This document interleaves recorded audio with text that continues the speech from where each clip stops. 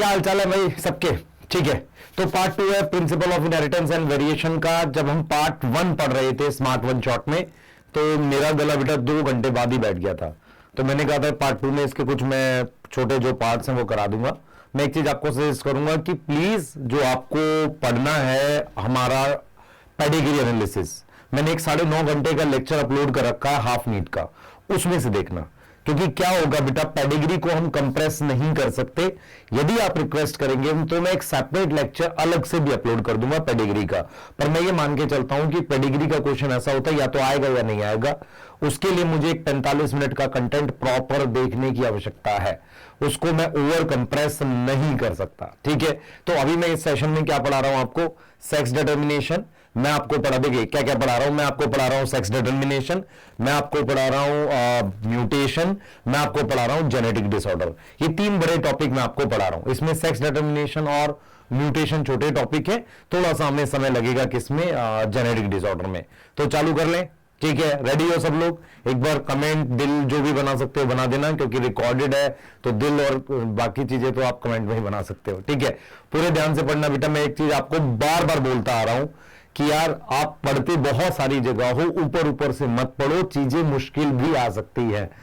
तो तैयार रहो, रेडी रहो, पूरी जान से पढ़ो। ठीक है, स्टार्ट करते हैं फटाफट से। ठीक, तो हमारे पास क्या है बच्चे, आज हमें जो बात करनी है इस पार्ट में, तो एक तरीके से शायद ये पार्ट 5 होगा, है ना, और पार्ट 5 या पार्ट 4 होगा, जिसमें हम लोग बात करेंगे सेक्स डिटर्मिनेशन की। ठीक है, सेक्स डिटर्मिनेशन होता क्या है? मान लो मैं सिंपल चीजें बताता हुआ चलूंगा, आप बताना आपको मेरी बात समझ में आ रही कि नहीं। देखो, सेक्स डिटर्मिनेशन का मतलब, मान लो कोई इंडिविजुअल है, वो मेल या फीमेल कुछ बनता है। ठीक है, मेरा सवाल ये है कि क्या स्टार्टिंग से मेल फीमेल बनते थे, या बैक्टीरिया में मेल फीमेल तो हमने देखा नहीं, या जो छोटे ऑर्गेनिज्म ईस्ट है उसमें मेल फीमेल नहीं होता। तो ये कॉन्सेप्ट आया कहां से? तो सबसे पहले आपको ये समझना पड़ेगा कि आपको ये बात समझनी पड़ेगी कि रिप्रोडक्शन क्या होता है। रिप्रोडक्शन होता है अपने जैसे ऑर्गेनिज्म बनाना, उसे हम कहते हैं रिप्रोडक्शन। उसमें भी सबसे पहले आया था ए सेक्सुअल रिप्रोडक्शन। ए सेक्सुअल रिप्रोडक्शन का मतलब होता है कि एक ही पेरेंट से प्रोजेनी बन जाए। ठीक है, अब क्या होता था कि ए सेक्सुअल रिप्रोडक्शन में वेरिएशन कम होती थी बहुत। तो वेरिएशन बढ़ाने के लिए हमारे पास सेक्सुअल रिप्रोडक्शन इवॉल्व हुई थी। इस बात में आपको कोई डाउट नहीं है ना कि भाई वेरिएशन बढ़ाने के लिए हमारे पास सेक्सुअल रिप्रोडक्शन इवॉल्व हुई थी। अब जब हमने देखा कि सेक्सुअल रिप्रोडक्शन इवॉल्व हो गई, तो कुछ ऐसा होता था जैसे बाइसेक्सुअल फ्लावर है ना, एक ही फ्लावर में मेल फीमेल दोनों था। ठीक है, नेचर ने क्या किया, नेचर ने कुछ ऐसे क्रोमोसोम डेवलप किए जिसकी वजह से मेल और फीमेल डिसाइड होता है जाइगोट के टाइम पे। मेरी बात समझ में आ रही है? आज हम इसी के अराउंड पढ़ेंगे, पर आपको मैं एक चीज बता देता हूं कि मेल फीमेल जो है ये बाद में बने थे, पहले सेक्स ऑर्गन आ गए थे। मतलब मेरा कहने का मतलब ये है कि सबसे पहले रिप्रोडक्शन इवॉल्व हुई, उसमें भी ए सेक्सुअल आई पहले। जब सेक्सुअल रिप्रोडक्शन आई, गैमेट्स बनने लगे, तो मेरे पास कैसा हुआ कि पहले आइसोगैमस आए। तो जब एन आइसो या ऊगैमस आया, तब मेल फीमेल का कॉन्सेप्ट आया, और एक ही ऑर्गेनिज्म में दोनों तरह के सेक्स ऑर्गन होते थे। और जब वो अलग अलग होने लगे तो मेल ऑर्गेनिज्म फीमेल ऑर्गेनिज्म अलग हो गया। और ये कैसे डिसाइड होता था? क्रोमोसोम से। तो जिन ऑर्गेनिज्म में मेल और फीमेल ऑर्गेनिज्म ही अलग होता है, जैसे ह्यूमन है, तो उनमें क्रोमोसोम से डिसाइड होता है कि यार मेल फीमेल कैसे बनाएंगे। तो टॉपिक का नाम है सेक्स डिटर्मिनेशन, मतलब कैसे डिसाइड होगा कि मेल फीमेल हम कैसे बनाएंगे। क्लियर है यहां तक? ठीक है, तो मैंने यहां पर लिख दिया है, यहां पर लिख दिया है सेक्स डिटर्मिनेशन। तो इसका मतलब है हाउ टू डिसाइड, या हाउ टू डिसाइड कि किस तरीके से मेल फीमेल बनेगा। ठीक है, male and female develop, male and female develop, yes और नो? यस। ठीक है, अब जरा ध्यान से सुने बेटा, मेल और फीमेल कैसे डेवलप करेगा उसको हमने सेक्स डिटर्मिनेशन बोल दिया। तो हमने यहां पर बताया भी है कि पहले यार ए सेक्सुअल रिप्रोडक्शन आई, उसके बाद सेक्सुअल रिप्रोडक्शन आई, उसके बाद 2 गैमेट्स बने वो फ्यूज करते थे, उसके बाद सेक्स ऑर्गन आए, उसके बाद मेल और फीमेल इवॉल्व हुआ होगा। ठीक है, तो सेक्सुअल रिप्रोडक्शन के लिए मेल फीमेल होना जरूरी नहीं है, गैमेट्स होना जरूरी है। इस बात पे एग्री कर रहे हो? तो हम ये लिख रहे हैं यहां पर कि गैमेट जरूरी है ना, बहुत नेसेसरी नहीं है कि मेल फीमेल अलग अलग हो। फॉर एग्जांपल, अगर आप अपने घर के बाहर कोई प्लांट देखोगे तो उसमें मेल और फीमेल दोनों एक ही उसमें प्रेजेंट है। तो ये चीज आपको समझ में आनी चाहिए। अब क्या होता है बेटा, male female can form randomly. मतलब क्या हुआ, जैसे मान लो ये एग्स हैं, अब इस एग में से रेंडमली कुछ मेल बन जाए, कुछ फीमेल बन जाए, इसे हम कहते हैं एनवायरमेंटल सेक्स डिटर्मिनेशन। मान लो क्या होता है, कुछ ऐसे रेप्टाइल्स होते हैं, जब तापमान कम होता है तो अंडे में से, एग में से मेल निकल आता है, तापमान थोड़ा ज्यादा होता है तो फीमेल निकल आता है। तो इसे कहते हैं भाई एनवायरमेंट रेंडमली क्या है, डिसाइड कर रहा है मेल फीमेल। पर इससे क्या होता है कि नंबर कांस्टेंट नहीं आएगा। हम नेचर क्या चाहते हैं कि 50% मेल और 50% फीमेल बने, ऐसा नेचर चाहती है। यस, तो हर गैमेट को 50% चांस देती है। तो हम ये समझ रहे हैं कि सेक्स डिटर्मिनेशन का जो टॉपिक है उसमें सबसे पहले आपने समझना है, सबसे पहले एसेक्सुअल रिप्रोडक्शन आई, फिर सेक्सुअल आई, ठीक है। और सेक्सुअल में भी पहले क्या हुआ था, सेक्स ऑर्गन बन गए थे, फिर वो मेल और फीमेल में अलग बने, सेपरेट बने, है ना, जिसे हम कह रहे हैं कि भाई सेक्स डिटर्मिनेशन जो हुई ना बाद में क्रोमोसोम से स्टार्ट हुई, कि जाइगोट के टाइम पे डिसाइड हो जाता था मेल फीमेल, ठीक है। कुछ होता है जिसमें क्या होता है, एनवायरमेंट के हिसाब से होता है। एग के अंदर ऑर्गेनिज्म है, अब वो मेल बनेगा फीमेल बनेगा, एनवायरमेंट पे डिपेंड करता है, ठीक है। तो हमारे पास क्या है बच्चे, सेक्स डिटर्मिनेशन एक एनवायरमेंट है। जैसे कि एग्जांपल में हम लिख सकते हैं, कुछ रेप्टाइल्स लिख देता हूं मैं, कुछ रेप्टाइल्स में है ना टेम्परेचर से होता है, टेम्परेचर डिपेंडेंट होता है, ठीक हो गई बात। उसके अलावा कुछ मोलस्का है, आसपास मेल फीमेल से होता है, कुछ मोलस्क भी है, तो इनमें एनवायरमेंट से होता है। सारे मोलस्क नहीं, सब मोलस्क लिख देते हैं, है ना, कुछ वॉर्म में भी होता है। अच्छा, एक चीज और बड़ी स्पेशल है कि जो आपने वो ई कोलाई पढ़ा था, याद है आपको, ई कोलाई में हमारे पास प्लाज्मिड होता है, याद करो, एफ प्लाज्मिड याद आया किसी को? एफ प्लाज्मिड क्या होता है, एक बैक्टीरिया से दूसरे बैक्टीरिया में ये एफ प्लाज्मिड होता है। ये एफ प्लाज्मिड बेटा हमारे पास एक बैक्टीरिया से दूसरे बैक्टीरिया में चला जाता है, ये रहा F plasmid.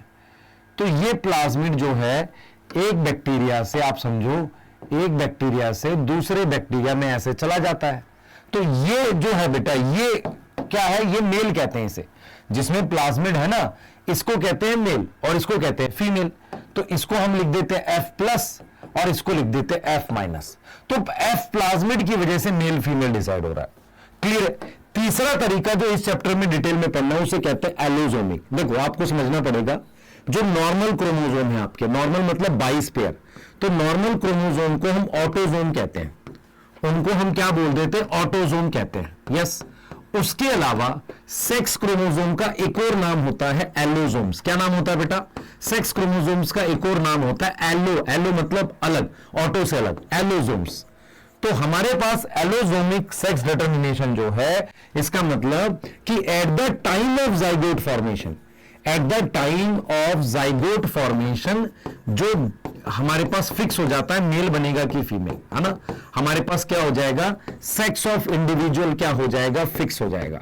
Sex of individual क्या हो जाएगा, फिक्स हो जाएगा। कब, at the time of zygote formation. क्या इतनी बात में कोई डाउट है कि at the time of zygote formation sex of individual क्या हो जाए, फिक्स हो जाए, तो उसको हम क्या बोलते हैं बेटा, उसको हम बोलते हैं एलोजोमिक। क्या बोल रहे हैं उसको, एलोजोमिक बोल रहे हैं। क्या यहां तक समझ में आ रहा है, क्या यहां तक समझ में आ रहा है, सोचो ध्यान से। अब यहां पर एक बहुत इंपॉर्टेंट कंट्रीब्यूशन बता रहा हूं, यह कैसे हुआ, कि कैसे पता चला कि क्रोमोसोम होते हैं, इसको लेके एक स्टोरी है, उसको सुनेंगे ध्यान से। पर एलोजोमिक का मतलब कि सेक्स ऑफ इंडिविजुअल जो है वो जाइगोट के टाइम पर होता है और वहां के लिए क्या होते हैं, सेक्स क्रोमोसोम होते हैं। क्या मेरी बात समझ में आई? अब जरा मैं आपको एक एग्जांपल से समझाता हूं। मान लो ये टोटल 8 क्रोमोसोम दिख रहे हैं आपको, 1 2 3 4 5 6 7 8। ये जो व्हाइट कलर से मैंने बनाई ये ऑटोसोम्स है। तो यहां पर कितने ऑटोसोम्स है, 4 पेयर है ऑटोसोम के। कितने पेयर है ऑटोसोम के, देखो ध्यान से बेटा, 4 पेयर है। मैं ये एक साइड के ऑटोसोम ले लूं, इसको कैपिटल ए से लिखूंगा, तो ये और ये मिलाकर मैं क्या लिखूंगा, 2a। समझ आ रहा है? इसको और इसको मिलाकर मैं क्या लिखूंगा, 2a लिखूंगा, समझो। तो 2a क्या हो गया, ऑटोसोम, यस। और 2a क्या हो गया मेरे पास, 2 पेयर ऑटोसोम का। किसका, 2 पेयर किसका, ऑटोसोम्स का, यस यस। अब ऐसे लिख सकते हो 2a प्लस XX और 2a प्लस XY, ऐसे आप लिख सकते हो। देखो ये ऑटोसोम्स है व्हाइट वाले, तो ये पूरे जोड़े हैं ना ऐसे, इसकी एक साइड अलग अलग तरह के ऑटोसोम को A से लिख दिया, तो जोड़े को कैसे लिखोगे, 2a से। अगर 2a के साथ XX लिखते हो तो मान लो फीमेल बन जाए, यस। और 2a के साथ XY लिखते हो तो मेल बन जाए, जैसा ह्यूमन में होता है। तो ये लिखने का तरीका आपको मैंने बता दिया, ठीक है। अब चलते हैं जरा हैंकिंग में क्या बोला था, सुनो। देखो अभी हमने सिर्फ आपको इतना बताया कि यार एनवायरमेंट से भी मेल फीमेल बनता है, कुछ बैक्टीरिया में F+F- होता है प्लाज्मिड की वजह से, ये बताया। और दूसरा ये बताया कि क्रोमोसोम से मेल फीमेल कब बनता है, जाइगोट के टाइम पे डिसाइड हो जाता है। हुआ क्या था, हमारे पास एक साइंटिस्ट है हैंकिंग, ठीक है, शायद 1861 है या 1891 है शायद, चलिए देख लेते हैं, 1891 लिख लेते हैं। हैंकिंग एक साइंटिस्ट थे, वो ऑब्जर्व कर रहे थे स्पर्मेटोजेनेसिस। वो क्या कर रहे थे, स्पर्मेटोजेनेसिस ऑब्जर्व कर रहे थे। किसके अंदर, इंसेक्ट में।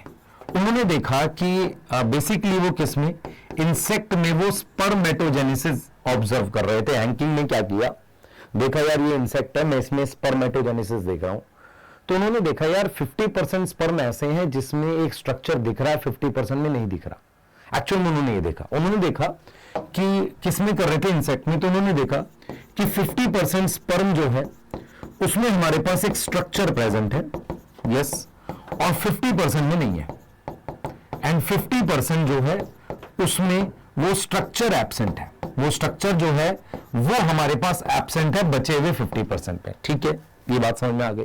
तो इसका मतलब उनको ये दिखा कि 50% में ये डार्क स्टेन स्ट्रक्चर है, ठीक है, जैसे 50% स्पर्म में वहां पर ये स्ट्रक्चर है, 50% में नहीं है।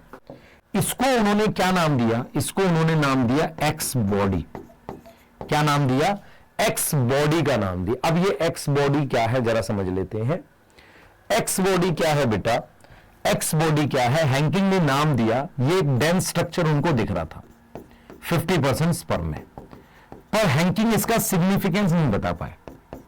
Henking not able to tell significance, ये बता ही नहीं पाए कि इसका क्या सिग्निफिकेंस है। दिख रहा है कुछ है क्रोमोसोम टाइप का, पर पता नहीं था उन्हें।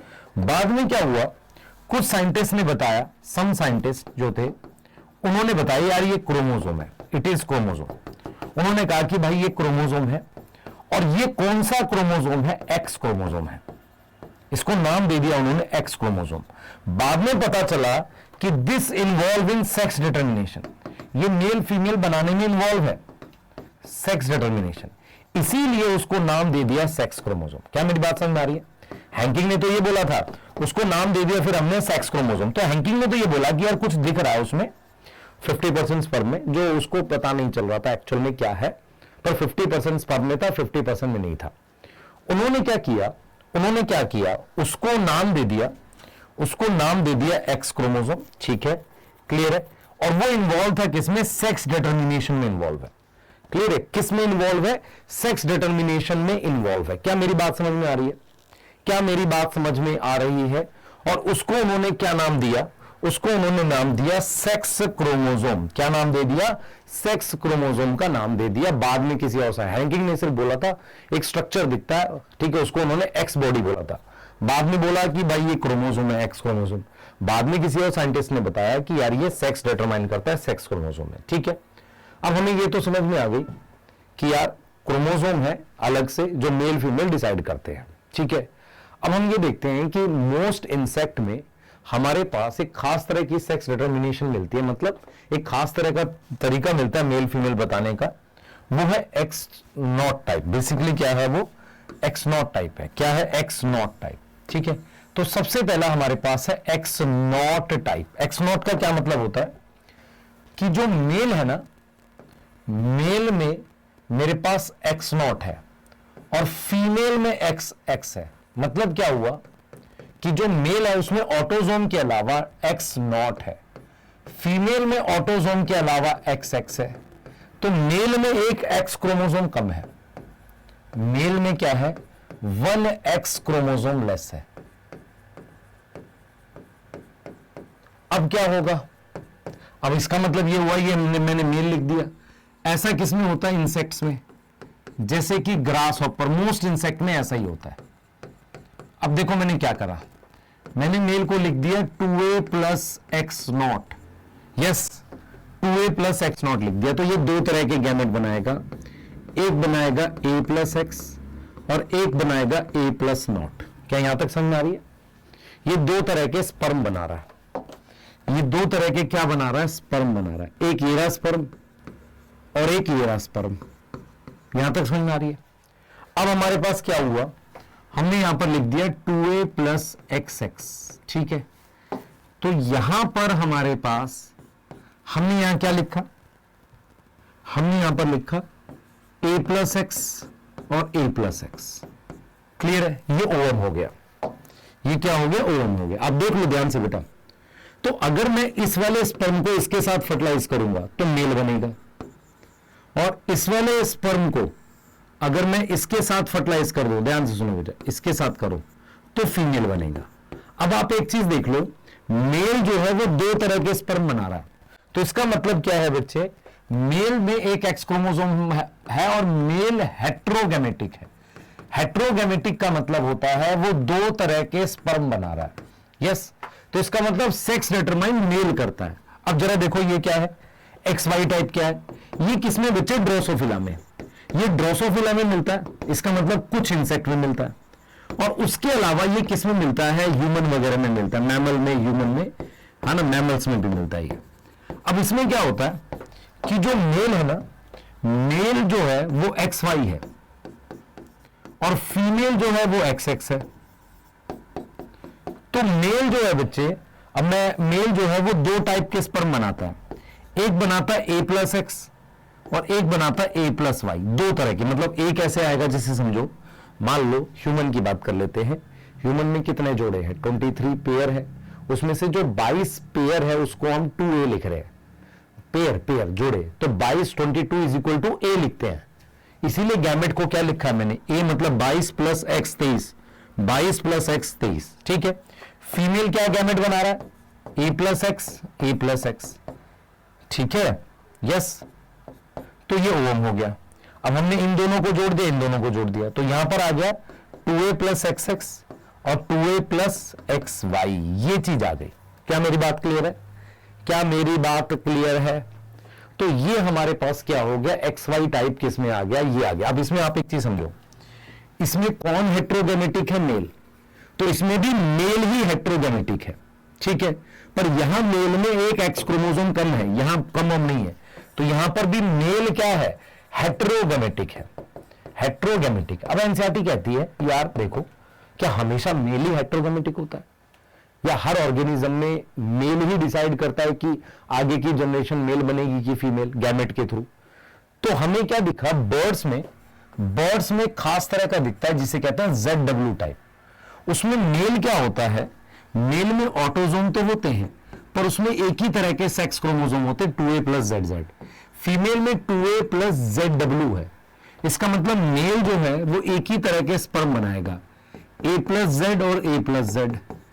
फीमेल जो है वो a प्लस Z और a प्लस W, दो तरह के। अगर मैं इन दोनों को जोड़ दूं, मैं इन दोनों को जोड़ दूं तो मेरे पास आ जाएगा 2a प्लस ZZ, फीमेल बन जाएगा। और मैं अगर इन दोनों को जोड़ दूं तो मेरे पास आ जाएगा 2a प्लस ZW, जो मेल बन जाएगा। इसका मतलब यहां पर फीमेल हेट्रोगेमेटिक है, फीमेल डिसाइड कर रही है मेल फीमेल, है ना। आगे क्या बनाना है वो कौन डिसाइड कर रहा है, फीमेल। दूसरा इंपॉर्टेंट कॉन्सेप्ट आपको ये याद रखना है कि नंबर ऑफ क्रोमोसोम यहां भी इक्वल है। नंबर ऑफ क्रोमोसोम क्या है बेटा, नंबर ऑफ क्रोमोसोम यहां भी इक्वल है, ठीक है। अब हमने क्या देखा, हमने देखा कि यार हैंकिंग ने बोला था एक एक्स बॉडी होती है, उनको सिग्निफिकेंस नहीं पता, हमने बताया, बाद में साइंटिस्ट ने बताया यार ये क्रोमोसोम है, बाद में बोला ये सेक्स क्रोमोसोम है। फिर हमने देखा कि चलो अलग अलग ऑर्गेनिज्म में देखते हैं, तो मोस्ट इंसेक्ट में एक्सोटाइप मिली जिसमें मेल में एक एक्स क्रोमोसोम कम होता है। फिर हमें क्या दिखा, हमें दिखा यार कि जो ये है क्या नाम है, ह्यूमन है, मैमल्स हैं, और उसके अलावा कुछ इंसेक्ट में एक्स वाई टाइप भी दिख गई, चलो ये भी ठीक है। फिर हमें क्या दिखा बेटा, हमें दिखा ZW भी होता है क्या किसी में, तो ZW दिखा। अब ये ZW किस में मिलता है भाई, हमें ये ZW बर्ड्स में मिलता है, तो बर्ड्स में भी हमें दिख गया। अब क्या आया भाई, अब इसके बाद हमें दिखा कि हनी बी में कुछ है। हनी बी में क्या है, हनी बी में एनसीईआरटी क्या लिखती है, एनसीईआरटी कहती है मेल फीमेल का कोई सेक्स क्रोमोसोम नहीं है, सेट से डिसाइड हो रहा है। जैसे मान लो मैं कहता हूं कि जैसे ये क्वीन है, ये क्वीन है, क्वीन डिप्लॉयड है, उसमें 32 क्रोमोसोम है, तो इसमें कितने सेट हैं, 2 सेट हैं। मतलब 2 सेट हैं कितने के, 16 क्रोमोसोम के। जैसे हमारे अंदर 23 क्रोमोसोम के 2 सेट हैं, ऐसे इसमें 2 सेट हैं। जो मेल है ना, ड्रोन मेल है, तो ड्रोन जो मेल है ना उसमें मेरे पास n इज इक्वल टू 16 है। n इज इक्वल टू क्या है, हमारे पास 16 है। क्या मेरी बात समझ में आ रही है? क्या मेरी बात समझ में आ रही है? ध्यान सुनेंगे, ठीक है बेटा। चलो आओ देखो, क्वीन 2 सेट है इसमें, ठीक है। ड्रोन n इज इक्वल टू 16 एक सिंगल सेट है। सेट समझ में आता है? ड्रोन हैप्लॉइड, हैप्लॉइड मतलब एक ही सेट है। अब कोई चीज हैप्लॉइड है, गैमेट बनाएगा, स्पर्म हैप्लॉइड बनाएगा। हाँ सर, स्पर्म हैप्लॉइड बनाएगा। तो इसने यहां पर क्या करनी है, माइटोसिस। तो इसने गैमेट बनाना है माइटोसिस से, क्वीन ने मियोसिस से एग बनाने, ठीक है। तो जो एग बनेंगे वो क्या होंगे, n इज इक्वल टू 16 होंगे। अब क्या होगा, स्पर्म और एग मिलके ये जाइगोट बन जाएगा। अब जाइगोट क्या है, 2n इज इक्वल टू 32 है। अब देखो ध्यान से, क्वीन जो है हमने कहा ना डिप्लॉयड होती है, तो इससे हमारे पास क्या बन सकता है, क्वीन बन सकता है जाइगोट से, और यहां पर वर्कर भी बन सकता है। तो वर्कर भी क्या होता है, 32 है, तो वर्कर भी फीमेल है, पर ये फीमेल कैसी होती है, स्टीराइल। स्टीराइल मतलब ये गैमेट नहीं बना सकती। ये क्वीन कैसी है, फर्टाइल। फर्टाइल मतलब गैमेट बना सकती है। क्या मेरी बात समझ में आ रही है? अब आपको ये समझना पड़ेगा ड्रोन कैसे बनता है। ये जो एग होता है ना, इस एग की पार्थिनोजेनेसिस से, पार्थिनोजेनेसिस का मतलब यहां पर माइटोसिस हो रही है, तो पार्थिनोजेनेसिस से ड्रोन बनता है, जिसको हम कहते हैं एन।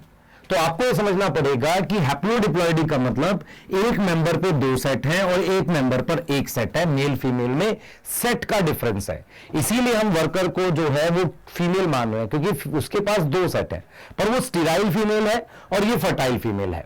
तो हैप्लोडिप्लॉइडी जो है, हैप्लोडिप्लॉइडी का मतलब ये हुआ कि फीमेल 2n है और मेल n है। ड्रोन जो है, जैसे ये ड्रोन है, इसका कोई फादर नहीं है, तो ड्रोन है ग्रैंड फादर, नॉट फादर। क्यों नहीं है? क्योंकि वो डायरेक्टली क्वीन से बनता है, और क्वीन जो है ना बेटा, उसका सन है, पर उस सन के नीचे सन नहीं है, तो ग्रैंड सन नहीं है। इसका मतलब क्या हुआ कि हमारे पास क्या होगा कि जो ड्रोन है ना, वो डायरेक्टली डेवलप होता है किससे, डायरेक्टली डेवलप होता है किससे, क्वीन से। डायरेक्टली डेवलप हो गया कहां से, क्वीन से डायरेक्टली डेवलप हो गया। क्या यहां तक समझ में आ रही है आपको? क्या यहां तक समझ में आ रही है? कोई दिक्कत है किसी बात की? नहीं। आइए आगे चलते हैं। अब ये हमने क्या करा बेटा, इसके बारे में बता दिया। मैं अब इसको एक टेबल में लिख रहा हूं आपके लिए। अगर मान लो मैं कहता हूं कि सेक्स डिटर्मिनेशन एक्सो है, तो मोस्ट इंसेक्ट में है, यस मोस्ट इंसेक्ट में है, और उसमें हेट्रोगेमेटिक कौन है, मेल, ठीक है। मेल गैमेट क्या बनेगा, a प्लस एक्स और a प्लस नॉट बनेगा। Female gamete a plus x बनेगा। अब अगर मान लो मैं एक्स वाई की टाइप कर रहा हूं, तो वो ड्रोसोफिला में है, और किस में है, ह्यूमन में है, ह्यूमन में है। यहां पर हेट्रोगेमेटिक मेल है, मेल बना रहा है a प्लस एक्स और a प्लस वाई, और फीमेल बना रही है सिर्फ a प्लस एक्स। अब अगर मैं लिखता हूं ZW टाइप, तो ZW टाइप बर्ड्स में है, तो बर्ड्स में हेट्रोगेमेटिक कौन है, फीमेल। तो मेल जो है वो a प्लस जेड और a प्लस जेड एक ही टाइप का बना रहा है। फीमेल में 2 तरह के गैमेट बन रहे हैं, a प्लस जेड और a प्लस डब्ल्यू। मेरी बात समझ में आ रही है, a प्लस डब्ल्यू, तो इसको कह रहे हैं ZW टाइप। अब अगर मैं हनी बी की बात करूं, तो हनी बी में मेरे पास क्या है, हैप्लोडिप्लॉइडी है। क्या है, हैप्लोडिप्लॉइडी, हैप्लोडिप्लॉइडी, यस। तो हेट्रोगेमेटिक तो कुछ नहीं है, इसमें क्या है, फीमेल जो है उस पर 2 सेट है, फीमेल जो है उस पर क्या है, 2 सेट है, 2 सेट। मेल में 1 सेट है, यस 1 सेट है, ठीक है। तो नंबर ऑफ सेट जो है वो डिसाइड करते हैं male female, decide male and female. क्या इतनी बात समझ में आ रही है? ये तो हो जाएगा अब आपसे।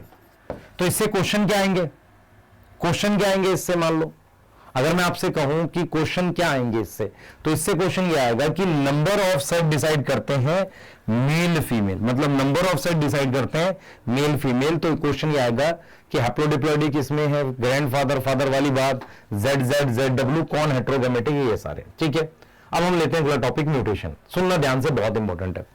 आप म्यूटेशन से क्या जानते हो, मतलब सिंपल भाषा में अगर आपसे कोई पूछे म्यूटेशन बताओ, तो आप कहोगे डीएनए में किसी तरह के बदलाव को हम क्या बोलते हैं, म्यूटेशन बोलते हैं। सिंपल सी बात है, यही पढ़ते हो। और म्यूटेशन एक रीजन भी है वेरिएशन का, सेक्सुअल रिप्रोडक्शन के अलावा, इसलिए म्यूटेशन पढ़ी जाती है। क्लियर है? और एक और चीज क्या है बेटा, म्यूटेशन में जीनोटाइप बदलता है, इसीलिए फिनोटाइप में बदलाव आता है। तो ये जो टर्म थी बेटा, ये डी वरिस ने दी थी, और डी वेरिस ने एक प्लांट पे काम भी किया था, उसका नाम था इनोथोरा लेमार्कियाना, है ना। लेमार्क डी वेरिस से पहले आए थे, तो उनके उसमें क्या नाम है, उनके लिए उन्होंने एक नाम यूज करा, है ना। ठीक है, अब आ जाते हैं रिस्पेक्ट में। तो हमारे पास डेफिनेशन क्या है, इट इज सडन, सडन मतलब अचानक से, इनहेरिटेबल चेंज। और ये चेंज किसमें है, डीएनए में। किसमें चेंज है, डीएनए में। तो डीएनए में अचानक से होने वाले चेंज को हम क्या बोल देते हैं, म्यूटेशन बोल देते हैं। समझ लो यहाँ पे। अब आपको याद ये रखना है बेटा कि हमारे पास क्या होता है, म्यूटेशन सडन है, अचानक से होने वाली बदलाव है। अब इसमें क्या होता है, इसमें चेंज होता है जीनोटाइप में, है ना। चेंज किसमें होता है, जीनोटाइप में। जीनोटाइप मतलब डीएनए में। और वो अपीयर होता है किसमें, फिनोटाइप में। वो अपीयर हो जाता है किसमें, फिनोटाइप में वो अपीयर हो जाता है। चेंज जीनोटाइप में होता है और वो दिख जाता है किसमें, फिनोटाइप में। वो फिनोटाइप में चेंज दिख जाता है। दूसरी बात क्या है बेटा, ये चेंज डीएनए में हो रहा है। चेंज किसमें हो रहा है, डीएनए में, अकर इन डीएनए, है ना। ये लिख भी दिया हमने। और ये एक और रीजन है, another reason for variation. Variation का एक और reason, another reason for variation, reason for variation, yes. अब यहां पर एक चीज समझाता हूं बच्चे। कई बार लोग क्या करते हैं, इस शब्द के साथ कंफ्यूज होते हैं, इनहेरिटेबल। यहां इनहेरिटेबल के दो मतलब है कि जैसे मान लो मेरे पास ये ऑर्गेनिज्म है, इससे इसके बच्चे में म्यूटेशन जा रही, दैट इज इनहेरिटेबल। दूसरा क्या है बच्चे कि मेरे पास ये जो सेल है, इस सेल से जब दो सेल बनते हैं, इसमें म्यूटेशन जाती है। तो इनहेरिटेबल का मतलब पेरेंट से प्रोजेनी भी होता है, पेरेंट टू प्रोजेनी भी होता है। और अगर मैं बात करता हूं इनहेरिटेबल का मतलब, तो एक सेल से दो डॉटर सेल को भी इनहेरिटेबल कहते हैं। तो म्यूटेशन नॉर्मली जो है ना बच्चे, वो एक सेल से उसके दो डॉटर सेल में जाती है। जैसे अगर मैं आपसे पूछूं कैंसर का मेन कॉज क्या, आप कहोगे म्यूटेशन। तो म्यूटेशन एक सेल में हुई थी, डिवाइड करके वो और सेल्स में जा रही है, यही तो है ना कैंसर में, क्लियर है। अब अगर मैं आपसे कहूं कि किस किस टाइप की म्यूटेशन आपने पढ़नी है, तो एक तो होती है कि क्रोमोसोम के नंबर में चेंज आ जाए। अब देखो मेरी बात समझो ध्यान से, क्रोमोसोम के नंबर में कैसे चेंज आता है, ये तभी आता है कि जब सेल डिवाइड करता है। सेल क्या करता है, डिवाइड करता है। अब वो डिवाइड माइटोसिस भी हो सकती है और मियोसिस भी हो सकती है। तो हम ये देखेंगे कि सेल डिवाइड करते वक्त क्रोमोसोम की संख्या में कैसे चेंज आता है, इसकी वजह से म्यूटेशन हो सकती है। दूसरा हमारे पास हो सकता है चेंज इन क्रोमोसोम स्ट्रक्चर। किसी प्रकार से क्रोमोसोम का स्ट्रक्चर चेंज हो जाए, है ना। क्रोमोसोम का क्या हो जाए, चेंज हो जाए स्ट्रक्चर, चेंज इन स्ट्रक्चर हो जाए। स्ट्रक्चर मतलब डीएनए टूट जाए, कुछ ऐसा हो जाए। और एक हो सकता है हमारे पास चेंज इन डीएनए। यहां पर हम क्या कर रहे हैं बच्चे, सीक्वेंस चेंज कर रहे हैं। क्या कर रहे हैं, सीक्वेंस चेंज कर रहे हैं। अब मैं आपको समझाता हूं। आपकी एनसीईआरटी ने क्या किया है, कुछ ऐसे टॉपिक हैं जिनको यहां ना पढ़ा के बाद में पढ़ाया जेनेटिक डिसऑर्डर में। जैसे मैं आपको लिख देता हूं, अगर आप एक वर्ड सुनोगे, पॉलीप्लॉइडी, सुना है आपने। पॉलीप्लॉइडी का मतलब क्या होता है, एन्यूप्लॉइडी का मतलब क्या होता है। ये तभी होती है म्यूटेशंस जब हमारे पास क्रोमोसोम का नंबर चेंज हो जाए। और जब स्ट्रक्चर चेंज होता है, इसको कहते हैं क्रोमोसोमल अबरेशन। क्रोमोसोमल अबरेशन बोलते हैं। जैसे मैं आपको एक चीज क्लियरली दिखाता हूं कि जैसे मान लो कोई ह्यूमन है, इस ह्यूमन में अगर किसी वजह से एक्सरे पड़ी, यूवी रे पड़ी, तो यूवी रे से जो सेल है, मेरे पास जो सेल है, उसमें क्रोमोसोम में टूट फूट हो जाती है। सेल में क्या होता है, क्रोमोसोम में कुछ ब्रेक हो जाता है, क्रोमोसोम में कुछ ब्रेक हो जाता है। और वही मेन कॉज है कैंसर का। मेन कॉज जो है कैंसर का क्या है कि किसी इंडिविजुअल पर अगर यूवी रेज या कुछ भी पड़ता है, उससे क्रोमोसोम टूट जाता है, उसे कहते हैं क्रोमोसोमल अबरेशन। जो बेसिकली क्या चेंज है, क्रोमोसोम के स्ट्रक्चर में चेंज है। आ रही बात समझ आपको। अब इसके बाद हम लोग बात कर सकते हैं कि क्या डीएनए का सीक्वेंस चेंज हो सकता है। हाँ, हो सकता है। भाई डीएनए का सीक्वेंस कैसे चेंज होगा बताओ, डीएनए का सीक्वेंस चेंज कैसे होगा, सोचो सोचो खुद से। डीएनए का सीक्वेंस ऐसे चेंज होगा बेटा, हमारे पास ध्यान से सुनेंगे, डीएनए का सीक्वेंस ऐसे चेंज होगा कि हमारे पास जो कोई डीएनए है उसकी जगह बदल के कुछ दूसरा आ जाए। उसको हम कहेंगे कि डीएनए का क्या चेंज हो गया, सीक्वेंस चेंज हो गया। क्या चेंज हो गया, सीक्वेंस। मतलब जैसे मान लो न्यूक्लियोटाइड, ये डीएनए है, अब यहां पर ए टी जी सी सी ए ऐसे कुछ है। तो अगर मैं सीक्वेंस में क्या करूंगा, जैसे यहां पर सी के सामने जी है, इनको चेंज कर दिया, इसको हम कहते हैं पॉइंट म्यूटेशन। ये हम नेक्स्ट चैप्टर में पढ़ेंगे डिटेल में। पॉइंट म्यूटेशन, और ये दो टाइप की होती है। एक होती है सब्स्टिट्यूशन। सब्स्टिट्यूशन का मतलब इसकी जगह कुछ और न्यूक्लियोटाइड आ जाए। एक होता है डिलीशन और एडिशन। डिलीशन और एडिशन जो है वो ज्यादा कैसी होती है, लीथल होती है। देखो मान लो ये डीएनए का सीक्वेंस है, आपने इसकी जगह कुछ और लगा दिया तो उसको क्या बोल दिया हमने, सब्स्टिट्यूशन। और यहां पर आपने क्या किया, कोई न्यूक्लियोटाइड हटा दिया, कुछ जोड़ दिया, तो इसको हमने बोला डिलीशन और एडिशन। ये नेक्स्ट चैप्टर का टॉपिक है। तो अभी हम ये दो टॉपिक डील कर रहे हैं, क्रोमोसोम नंबर और स्ट्रक्चर डिटेल में। उसमें भी मैं आपको बताऊंगा कि नीट में क्या आता है, ध्यान से सुनना, वो बहुत इंपॉर्टेंट है। आपको ये समझना है कि नीट में इसमें से कितना आता है। तो देखो जरा ध्यान से, अब हम बात करते हैं जैसे क्रोमोसोम नंबर चेंज करना। मैं आपको समझाता हूं। देखो आपको यहां पर दो शब्द पढ़ने हैं, पहले सुनना ध्यान से। दो शब्द पढ़ने हैं, एक पढ़ना है पॉलीप्लॉइडी और एक पढ़ना है एन्यूप्लॉइडी। What is polyploidy? इधर देखो, जैसे मान लो मेरे पास मैंने क्रोमोसोम के जोड़े बना रखे, दिख रहा है आपको, इसका ये पेयर है, इसका ये पेयर है, इसका ये पेयर है, इसका ये पेयर है। अब इस एक सेट को एन लिख दिया। अगर मेरे पास आप देख रहे हो कि 3 सेट हो गए, एक ये पूरा सेट है, फिर एक ये सेट है, फिर तीसरा सेट है, तो पॉलीप्लॉइडी का मतलब होता है इस एक सेट को कहते हैं जीनोम। क्या बोलते हैं? जीनोम। तो पॉलीप्लॉइडी का मतलब होता है more than 2 copy of genome. More than 2 copy, 2 से ज्यादा कॉपी बन गई है किसकी? जीनोम की। नॉर्मली क्या होता है, जब एक सेल डिवाइड करता है, ये सेल है, जब कोई सेल डिवाइड करता है तो उससे पहले वो क्या करता है बेटा, एस में डीएनए डबल करता है। यस करता है कि नहीं करता? हाँ सर करता है। और डीएनए डबल करने के बाद जब वो एन फेज में आता है तो एन फेज में वो प्रोफेज करता है, मेटाफेज करता है, एनाफेज करता है और टीलोफेज करता है। अगर टीलोफेज ना हो, टीलोफेज नहीं हो, तो एक ही सेल में मेरे पास वो क्रोमोसोम आ जाएंगे डबल होके। ये जो क्रोमोसोम है ना, क्रोमोसोम डबल हो जाएंगे, उसे कहते हैं पॉलीप्लॉइडी। मेरी बात समझ में आई नहीं आई? भाई एस फेज में डीएनए डबल कर लिया, ठीक है सर, एस फेज में डीएनए डबल कर लिया। अब क्या है कि सेल माइटोसिस करने जा रहा है, उसने क्या किया, सिस्टर क्रोमैटिड बीच में से तो अलग कर लिए, पर टीलोफेज का फेलियर हो गया। तो एनसीईआरटी क्या लिखती है पॉलीप्लॉइडी के लिए? लिखती है failure of telophase. Failure of telophase, telophase नहीं हो पाया एंड साइटोकाइनेसिस नहीं हो पाई। साइटोकाइनेसिस और टीलोफेज नहीं हो पाया, इस वजह से वो एक ही सेल के अंदर हमारे पास वो सारे रह गए क्रोमोसोम। अच्छा, ये तो होता है नेचुरली। आर्टिफिशियल हम कैसे कर सकते हैं? आर्टिफिशियली मेरे पास एक केमिकल होता है कॉल्चिसिन। कॉल्चिसिन क्या करता है, स्पिंडल फॉर्मेशन रोक देता है, स्पिंडल फॉर्मेशन अरेस्ट कर देता है। क्लियर है? स्पिंडल फॉर्मेशन क्या कर देता है? अरेस्ट कर देता है। तो क्रोमोसोम के सिस्टर क्रोमैटिड, जैसे ये मान लो क्रोमोसोम है ना, तो इनके सिस्टर क्रोमैटिड ये अलग हो जाते हैं ऐसे, पर ये एक ही उसमें रह जाते हैं। ये आर्टिफिशियली कौन करता है? कॉल्चिसिन करता है। और नेचुरली कब होता है? जब आप टीलोफेज के बाद जो है ना, टीलोफेज ना हो, साइटोकाइनेसिस ना हो।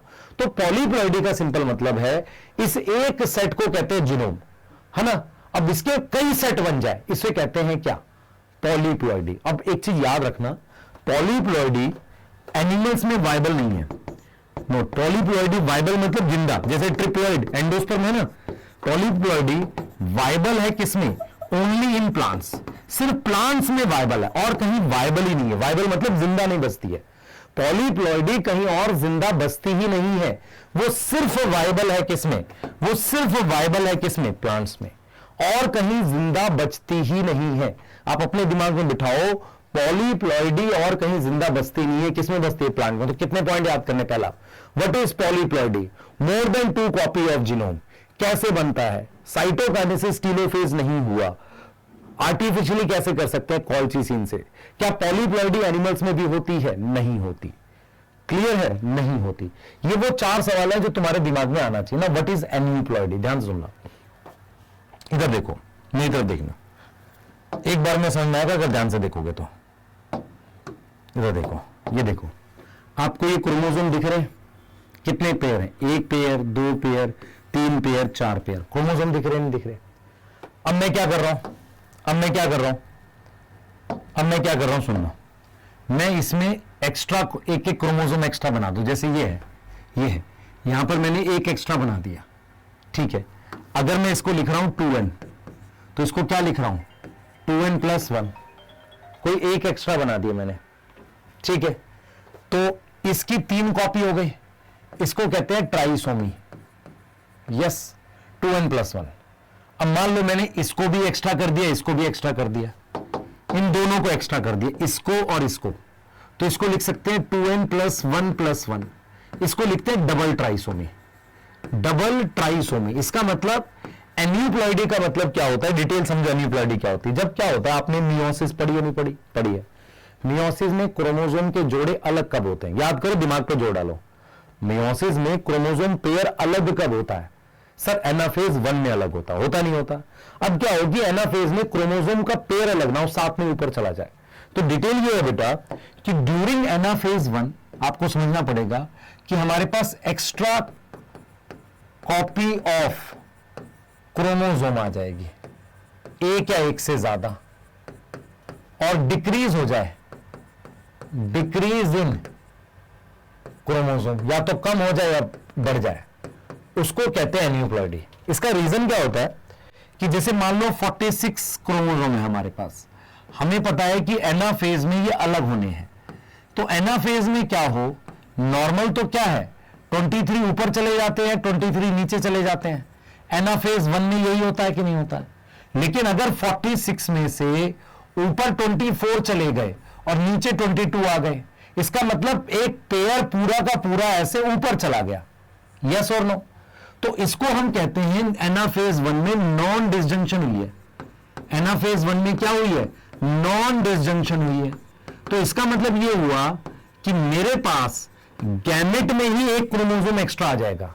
ये तो नॉर्मल जिंदगी है, नॉर्मल। एनाफेज 1 में नॉर्मली ऐसा होता है, लेकिन एनाफेज 1 होता है जिसमें क्रोमोसोम के पेयर अलग होते हैं।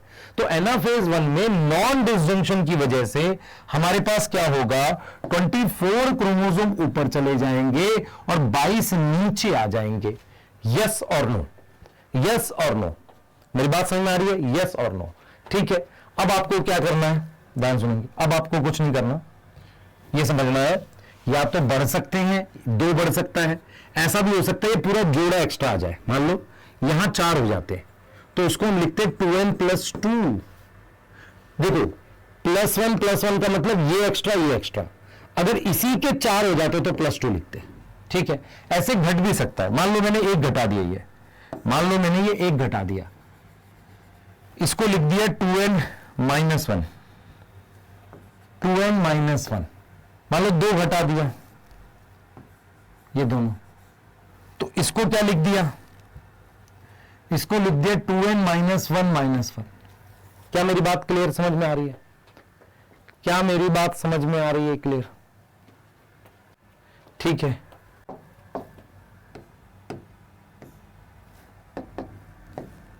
ठीक है, तो मोनोसोमिक क्या होता है, 2n-1।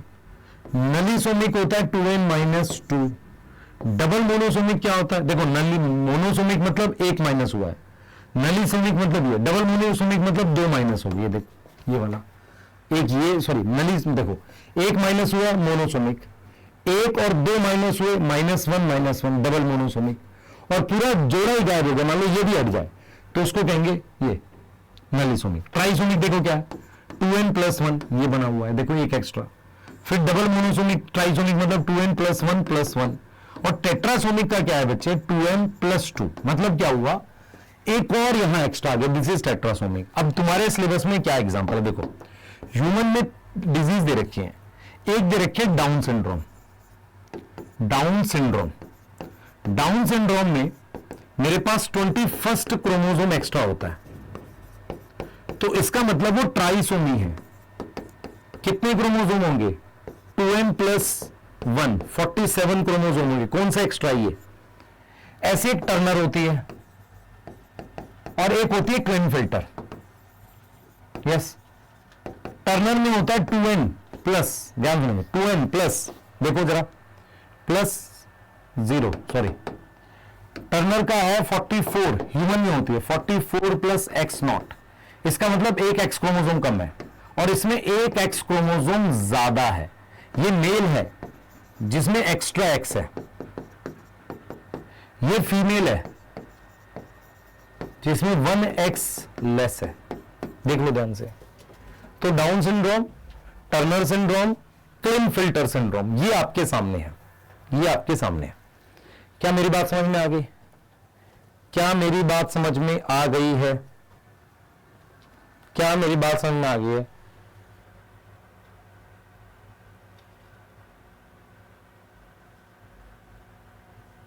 क्या मेरी बात समझ में आ गई? ठीक है, आगे चलते हैं। अब देखो मैं आपको चेंज इन डीएनए बता देता हूं, ध्यान सुनना। देखो ये टॉपिक है तो अगले चैप्टर में मेनली, सुनना ध्यान से। हम डीएनए में चेंज कर रहे हैं, आपको डीएनए दिख रहा है, डीएनए में सीक्वेंस होता है टी ए ऐसे करके।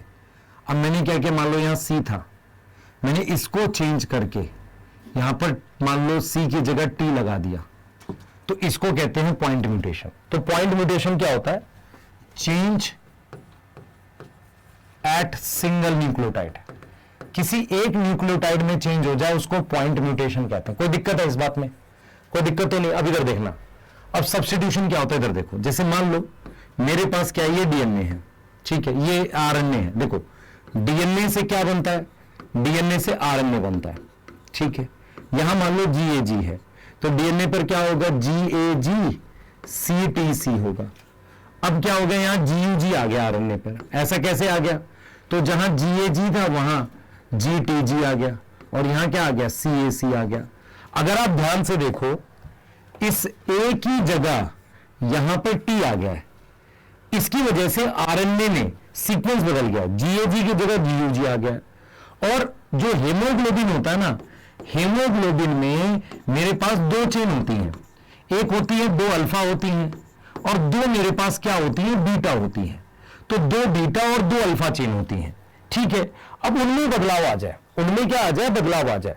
उसको हम क्या बोलते हैं बेटा? उसको हम क्या बोलते हैं? आप समझो ध्यान से, उसको हम सब्स्टिट्यूशन बोलते हैं। तो ये चेंज कहां हो रहा है? सिक्स्थ पोजीशन पर हो रहा है। सिक्स्थ पोजीशन पर किस पे? बीटा चेन पे। तो इसको हम क्या बोलते हैं? ये हेमोग्लोबिन है, इसमें मेरे पास अल्फा और बीटा चेन में मतलब चेंजेस। तो चेंजेस कहां आ रहे हैं? बीटा चेन में। तो हेमोग्लोबिन में दो अल्फा दो बीटा चेन होती है। तो बीटा चेन का सिक्स्थ पोजीशन का अमीनो एसिड पहले ग्लूटामिक एसिड था, अब वो ग्लूटामिक एसिड बदलकर क्या हो गया? वैलिन। तो ये म्यूटेशन कैसी है? पॉइंट, क्योंकि सिंगल न्यूक्लियोटाइड चेंज हुआ है और उसमें भी सब्स्टिट्यूशन हुआ, मतलब चेंज बदल दिया, बदल के दूसरा लगा दिया। अब क्या हो सकता है हमारे पास? हम क्या कर सकते हैं, जैसे मान लो ये न्यूक्लियोटाइड है, ये न्यूक्लियोटाइड है, ठीक है। यहां मान लेते हैं, यहां मान लेते हैं ए जी ए टी ऐसे है। अगर मैं किसी न्यूक्लियोटाइड को हटा ही दूं, इसको डिलीट कर दूं, है ना, तो एमआरएनए में क्या होता है? इस तरीके से फ्रेम होते हैं, ये डिटेल में अगले चैप्टर में पढ़ोगे।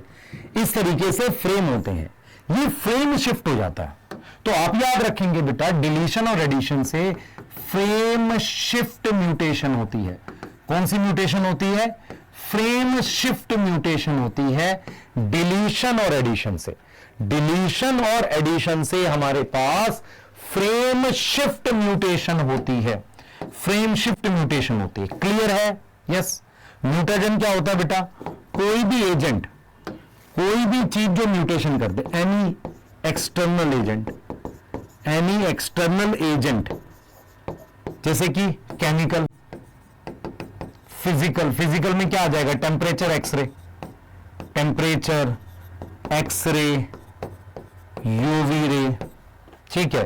केमिकल, फिजिकल, बायोलॉजिकल, किसी भी तरीके की चीजें अगर म्यूटेशन करती हैं तो उन्हें हम क्या बोलते हैं? म्यूटाजन बोलते हैं। क्या बोलते हैं? म्यूटाजन, ठीक है। तो मैंने आपको दो टॉपिक बता दिए, इतना ही करना आपने। ये वाला जो पार्ट है आप नेक्स्ट चैप्टर में पढ़ोगे डिटेल में। नेक्स्ट चैप्टर कौन सा? मॉलिक्यूलर बेसिस, वहां पर लेक्चर हो चुका है, वहां पे देख सकते हो आप। ये वाला पार्ट सब्स्टिट्यूशन बता दी आपको, एक सिंगल न्यूक्लियोटाइड बदलेगा। सिकल सेल एनीमिया में होता है, छठी पोजीशन पे ग्लूटामिक एसिड की जगह वैलिन आता है, किसमें? बीटा चेन में। हेमोग्लोबिन में दो अल्फा दो बीटा चेन होती है। हुआ क्या है? एक न्यूक्लियोटाइड। आप कैसे याद करके जाओगे? जीएजी की जगह क्या आ गया? जीयूजी, ठीक है। अब क्या पढ़ा रहा हूं मैं आपको? समझाता हूं। मैं आपको पढ़ा रहा हूं जेनेटिक डिसऑर्डर। रीजन बताता हूं क्यों। क्योंकि जेनेटिक डिसऑर्डर जब हम पढ़ेंगे बेटा, पेडिग्री क्यों नहीं पढ़ेंगे? पेडिग्री आप देखोगे वहां से, कहां से? एक लेक्चर है आपका हाफ नीट का, उसमें डिटेल 9 घंटे का, वहां से। रीजन बता रहा हूं क्यों। पेडिग्री को नहीं कंप्रेस कर सकते, जैसे मैंने कहा पहले आपको, डीएनए फिंगरप्रिंटिंग कंप्रेस नहीं कर सकते। बहुत कंडेंस करके बताएंगे तो समझ ही नहीं आएगा। सेम पेडिग्री के साथ है, ठीक है। क्लियर? तो इसको पढ़ रहे हैं हम फटाफट से, सही है? यस। चलो बेटा, जेनेटिक डिसऑर्डर पढ़ते हैं, बिल्कुल बेसिक से समझा रहा हूं, ध्यान से सुनना, आ जाएगा समझ। देखो, अगर मैं आपसे पूछूं कि जैसे मान लो किसी को जुकाम हो गया, तो वो क्या है सर? वो इन्फेक्शियस डिजीज है, ठीक है, सही है।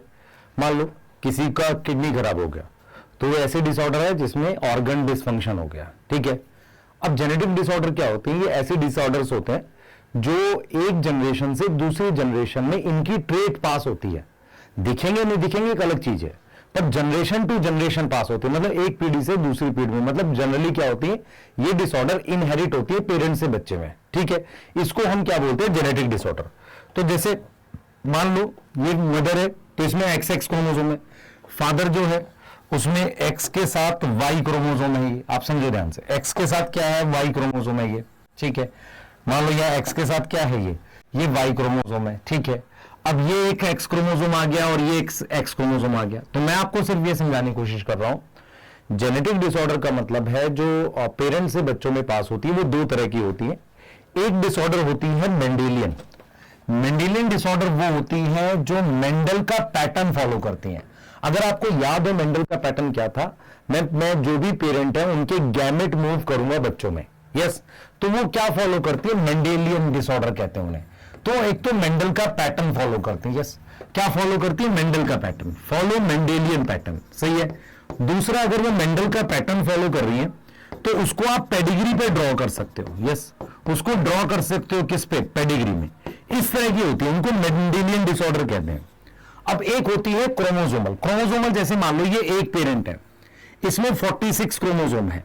अब क्या हुआ, जब मियोसिस 1 हो रही थी, एनाफेज 1, तो मियोसिस 1 के एनाफेज 1 में कुछ गड़बड़ हो गई, क्रोमोसोम मतलब बेसिकली अलग अलग नहीं हो पाए, ठीक से क्रोमोसोम अलग नहीं हो पाए मियोसिस में, एनाफेज 1 में ऐसा होता है।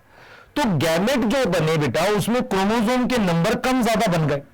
तो ये वाले जो बने, इसकी वजह से बच्चे में क्रोमोसोम नंबर ज्यादा आ गए या कम आ गए। ऐसी डिसऑर्डर को कहते हैं क्रोमोसोमल। जाति दोनों पेरेंट्स से बच्चों में है, इसीलिए हम इसको जेनेटिक डिसऑर्डर बोल रहे हैं। लेकिन ये दो तरह की, अगर आप ध्यान से देखें, सबसे पहली क्या है बेटा? सबसे पहली क्या है, अगर आप देखो, व्हाट इज जेनेटिक डिसऑर्डर? ऐसी मेडिकल कंडीशन जो इनहेरिट हो सकती है due to DNA abnormality, DNA में गड़बड़ी से इनहेरिट हो सकती है, इसको कह रहे हैं। अब ये दो तरह की है, एक हमारे पास मेंडेलियन है, सही है, और ये क्या फॉलो करती है? Mendelian pattern. जैसे मेंडल में क्या पढ़ा था आपने? कैपिटल टी, स्मॉल टी, तो कैपिटल टी और स्मॉल टी साथ आ रहा है। तो एक पैटर्न है ना कि भाई पेरेंट के 50% मतलब जो गैमेट है वो 50% एक बच्चे में जाएगा, 50% दूसरे गैमेट में, यही है ना। तो यही क्या है, ये फॉलो करते हैं मेंडेलियन पैटर्न को। इनको आप पेडिग्री पे ऐसे ड्रॉ करके देख सकते हो कि हाँ भाई अब आने वाले बच्चे में कितने % चांस है, ये देख सकते हो। और ये मेनली कैसे होती है? पॉइंट म्यूटेशन, मतलब पुरानी पीढ़ी में कोई म्यूटेशन हो गई है, वही म्यूटेशन चली आ रही है। तो तीन चीजें याद रखनी है। पहला, एक तो इसमें मेंडेलियन पैटर्न देख सकते हो, दूसरा इसको पेडिग्री पे ट्रेस कर सकते हो, तीसरा ये पॉइंट म्यूटेशन से होती है। अब इनके कुछ एग्जांपल है, जैसे एक ऑटोसोमल डोमिनेंट है, उसका एग्जांपल दे रखा है एनसीईआरटी में, मायोटोनिक डिस्ट्रॉफी। क्या दे रखा है? Myotonic dystrophy. ये एक तरह की मस्कुलर डिस्ट्रॉफी ही होती है, पर इसका अलग है, हम मायोटोनिक कह रहे हैं इसे, डिफरेंस है कुछ ना कुछ, लेकिन है ये मस्कुलर डिस्ट्रॉफी की टाइप। एक हमारे पास सिकल सेल एनीमिया है, एक थैलेसीमिया, ये और ये दोनों ब्लड डिसऑर्डर हैं। फिर एक है फिनाइल कीटोन्यूरिया, इसमें एंजाइम गायब है। सिस्टिक फाइब्रोसिस, मस्कुलर डिस्ट्रॉफी, ये एल्बिनिज्म, ये दोनों तो बेटा किस में दे रखे हैं? एनसीईआरटी में नाम लिखा हुआ है सिर्फ। एल्बिनिज्म मतलब स्किन सफेद हो गई। एल्कैप्टोन का मतलब एक केमिकल होता है, एल्कैप्टोन यूरिन में आ रहा है। तो ये वाले सारे डिसऑर्डर ऑटोसोमल रिसेसिव है। इसमें से डिटेल में आपको एक सिकल सेल एनीमिया, थैलेसीमिया और पीकेयू पढ़नी है बस। सेक्स लिंक में बेटा हमने रिसेसिव पढ़नी है दो, एक हमने पढ़नी है कलर ब्लाइंडनेस, एक हमने क्या पढ़नी है? कलर ब्लाइंडनेस पढ़नी है, और दूसरी हमने पढ़नी है क्या? हेमोफीलिया। तो आपने क्या करना है? टोटल 5 डिसऑर्डर पढ़नी है, किसमें? मेंडेलियन में। अब क्रोमोसोम का सुनो ध्यान से। पहली बात, ये मेंडेलियन पैटर्न फॉलो नहीं करते, रीजन बताता हूं। जैसे मान लो एक पेरेंट है, उसके गैमेट बन रहे हैं, अब वो गैमेट बनते वक्त रैंडमली म्यूटेशन हुई है, पेरेंट से नहीं आई है उसमें म्यूटेशन, इसलिए हम क्या नहीं बना सकते, मेंडेलियन पैटर्न नहीं बना सकते। दूसरा, ये इंक्रीज और decrease in number of chromosome है। यहां पर क्या हो रहा है, पॉइंट म्यूटेशन हो रही है, यहां पर क्या हो रहा है, इंक्रीज और डिक्रीज हो रहा है नंबर ऑफ क्रोमोसोम पे, और इनको पेडिग्री पे नहीं बना सकते। इनके एग्जाम्पल में मेरे पास 3 है। एक है बेटा मेरे पास डाउन सिंड्रोम, डाउन सिंड्रोम। दूसरा मेरे पास है क्लिनफिल्टर, क्लिनफिल्टर सिंड्रोम, यस। और एक मेरे पास है टर्नर सिंड्रोम, एक मेरे पास क्या है, टर्नर सिंड्रोम। ये 3 डिसऑर्डर हैं जो क्रोमोसोम में होते हैं, क्रोमोसोम के इंक्रीज डिक्रीज होने से होते हैं। तो मेरे साथ याद करेंगे, genetic disorder is some medical abnormality जो पेरेंट से बच्चे में जाती है। 2 तरह की है, एक मेंडेलियन है, एक क्रोमोसोमल है। मेंडेलियन का मतलब है ये पेरेंट, ये क्या है बेटा, मेंडल का पैटर्न फॉलो करते इनहेरिट होने में। दूसरा पेडिग्री पे बना सकते हैं, और तीसरा इसका मेन रीजन पॉइंट म्यूटेशन है। ये वाला क्या है, मेंडेलियन पैटर्न फॉलो ना करे, इसमें क्या होगा, रैंडमली बनती है क्रोमोसोम घटने बढ़ने से, तो ये रैंडम होती है, यस। और दूसरा चीज क्या है, इसको पेडिग्री पे इसलिए नहीं बना सकते क्योंकि किसी पेरेंट में नहीं अगले में आ सकती है ये, ठीक है, क्लियर है। और इसमें इंक्रीज और डिक्रीज इन क्रोमोसोम में होता है, ये हम पढ़ते हैं। अब आ जाओ जरा, सबसे पहले हम क्रोमोसोमल डिसऑर्डर देख रहे हैं। 3 है हमारे पास, ठीक है, तीनों को देखेंगे और समझेंगे। पॉलीप्लॉइडी हम ऑलरेडी पढ़ चुके हैं बेटा। इसका रीजन क्या है क्रोमोसोमल डिसऑर्डर का, बताओ। रीजन है एनियोप्लॉइडी। एनियोप्लॉइडी आपको बताया था, इंक्रीज और डिक्रीज। एनसीईआरटी लिखती है क्रोमोसोम, और क्रोमोसोम के बगल में यहां पर एस लिखती है, ऐसे इंक्रीज और डिक्रीज लिखकर क्रोमोसोम के बगल में इस तरीके से क्या लिखती है, एस लिखती है, यस। तो जब वो एस लिखती है इसका मतलब होता है एक या एक से ज्यादा, सही है। तो इंक्रीज और decrease in number of chromosome, yes, chromosome, ठीक है, क्लियर है। अब देखते हैं जरा ध्यान से, सही है। अब ध्यान सुनेंगे बेटा, ध्यान सुनेंगे। अब हमारे पास क्या है, इसके 3 एग्जांपल है आपके सिलेबस। देखो मैं आपको समझाता हूं कैसे हो रहा है। जैसे मान लो ये मेरे पास 8 क्रोमोसोम है, हमारे पास एनाफेज 1 में क्या होता है, 4 ऊपर जाते हैं, 4 नीचे, नॉर्मल। लेकिन यहां पर ये पूरा का पूरा जोड़ा ऊपर चला गया है और यहां वो गायब हो गया है। तो ऊपर चले गए हैं 5, तो नीचे कितने रह गए हैं, 3। ये रीजन है हमारे पास किसका, क्रोमोसोमल डिसऑर्डर का। ये रीजन है, बेसिकली ये रीजन है जो हमने यहां पर एनियोप्लॉइडी लिखी है। नाउ एनियोप्लॉइडी का रीजन क्या है, एनियोप्लॉइडी का रीजन क्या है, मैं क्या लिखूंगा, non disjunction. Non disjunction, non disjunction का मतलब क्रोमोसोम जो है वो अलग नहीं हो पाए। देखो ये वाला जो पेयर है, ये पूरा का पूरा ऊपर चला गया, इस वजह से यहां कम हो गया एक क्रोमोसोम। तो यहां चले गए 5, यहां चले गए 3। ऐसे ह्यूमन में क्या हो गया, ऊपर 24 चले गए, नीचे 23। क्रोमोसोम कब अलग होते हैं, एनाफेज 1 में। कब अलग होते हैं, एनाफेज 1 में। नॉन डिसजंक्शन इन एनाफेज 1 हुई है। अब मेरे पास 3 डिसऑर्डर हैं ऐसे। एक है मेरे पास डाउन सिंड्रोम, ये सबसे पहले डिस्कवर हुआ था, क्रोमोसोमल डिसऑर्डर सबसे पहले डिस्कवर हुआ था, और ये डिस्कवर किया था बेटा 1866 में। साइंटिस्ट का नाम है लैंगडन डाउन। इन्होंने देखा कि यार कुछ इंडिविजुअल हैं जो थोड़े से मेंटली रिटार्डेड है। तो डाउन सिंड्रोम में क्या है बच्चे, 47 क्रोमोसोम है। क्रोमोसोम कितने हैं, 47। और कौन सा एक्स्ट्रा है, 21st क्रोमोसोम एक्स्ट्रा है। 21st क्रोमोसोम की क्या है, ट्राइसोमी। ट्राइसोमी मतलब वो एक्स्ट्रा आ गया। देखो बच्चे, नॉर्मली 2 कॉपी होती हैं, एक और एक्स्ट्रा आने के बाद 3 हो गई, 3 को कह दिया ट्राइसोमी, यस, ठीक है। आगे देखते हैं। अब इसमें जो सिम्टम्स आते हैं भाई, सिम्टम्स में कैसे सिम्टम्स आएंगे, एक तो वो जो पर्सन होगा उसकी हाइट कम होगी, तो वो शॉर्ट स्टेचर्ड होगा। शॉर्ट मतलब छोटा, स्टेचर्ड मतलब हाइट, तो उसकी हाइट कम है, शॉर्ट स्टेचर्ड है, यस। शॉर्ट स्टेचर्ड का मतलब है बेटा हाइट कम होना। क्या कम होना, हाइट कम होना। मेरी बात समझ पा रहे हो, यस यस, ठीक है। तो शॉर्ट स्टेचर्ड का मतलब है हमारे पास हाइट कम होना। उसके बाद हमने क्या लिखा है, हमने लिखा है शॉर्ट स्टेचर्ड के बाद हमने लिखा, देखो ये लिख दिया शॉर्ट स्टेचर्ड। उसके बाद हमने क्या लिख दिया बच्चे, राउंड फेस। वो क्या लिख दिया हमने, राउंड फेस, ठीक है।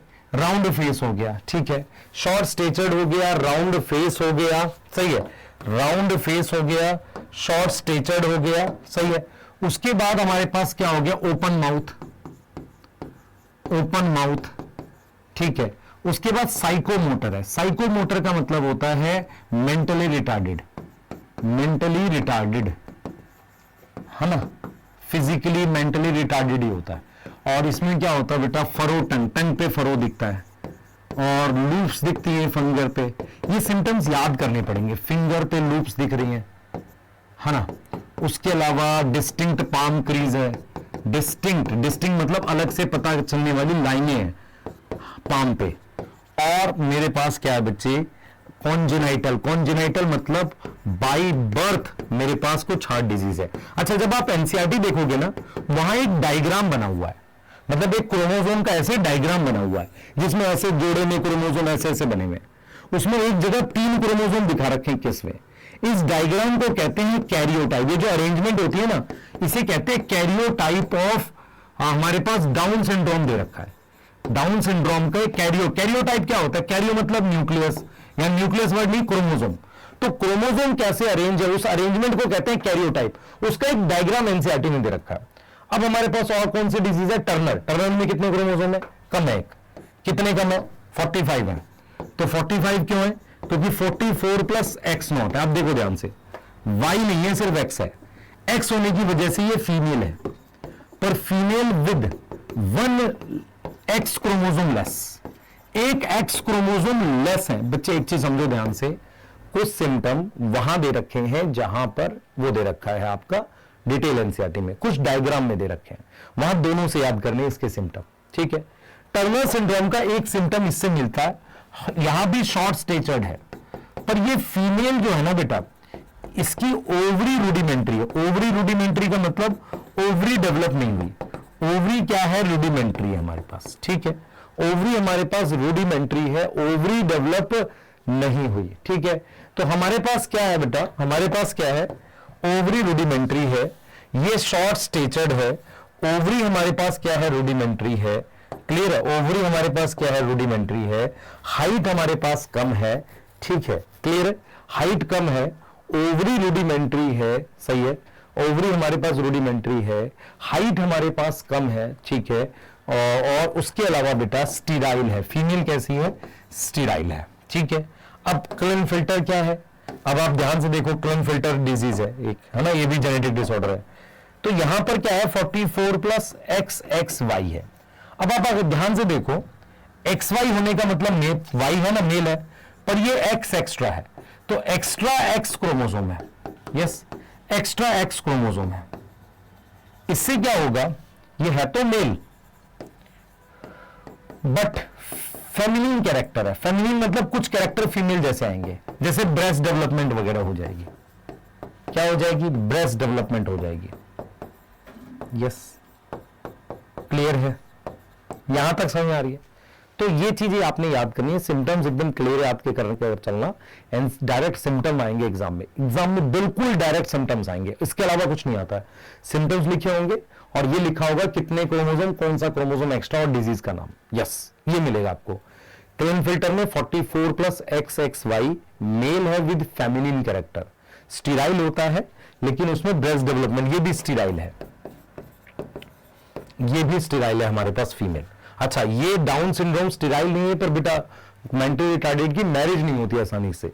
दूसरा, ये मेल फीमेल दोनों में हो सकता है। सबसे ज्यादा मिलने वाली यही जेनेटिक डिसऑर्डर है। मैं आपको एक चीज और बता देता हूं, आपको शायद पता नहीं है कि नॉन डिसजंक्शन फीमेल में ज्यादा होता है, हाइयर एज में अगर मैरिज होगी। यस, अब हम लोग आते हैं यहां पर आते हैं, और यहां पर हम लोग बात करते हैं मेंडेलियन डिसऑर्डर की।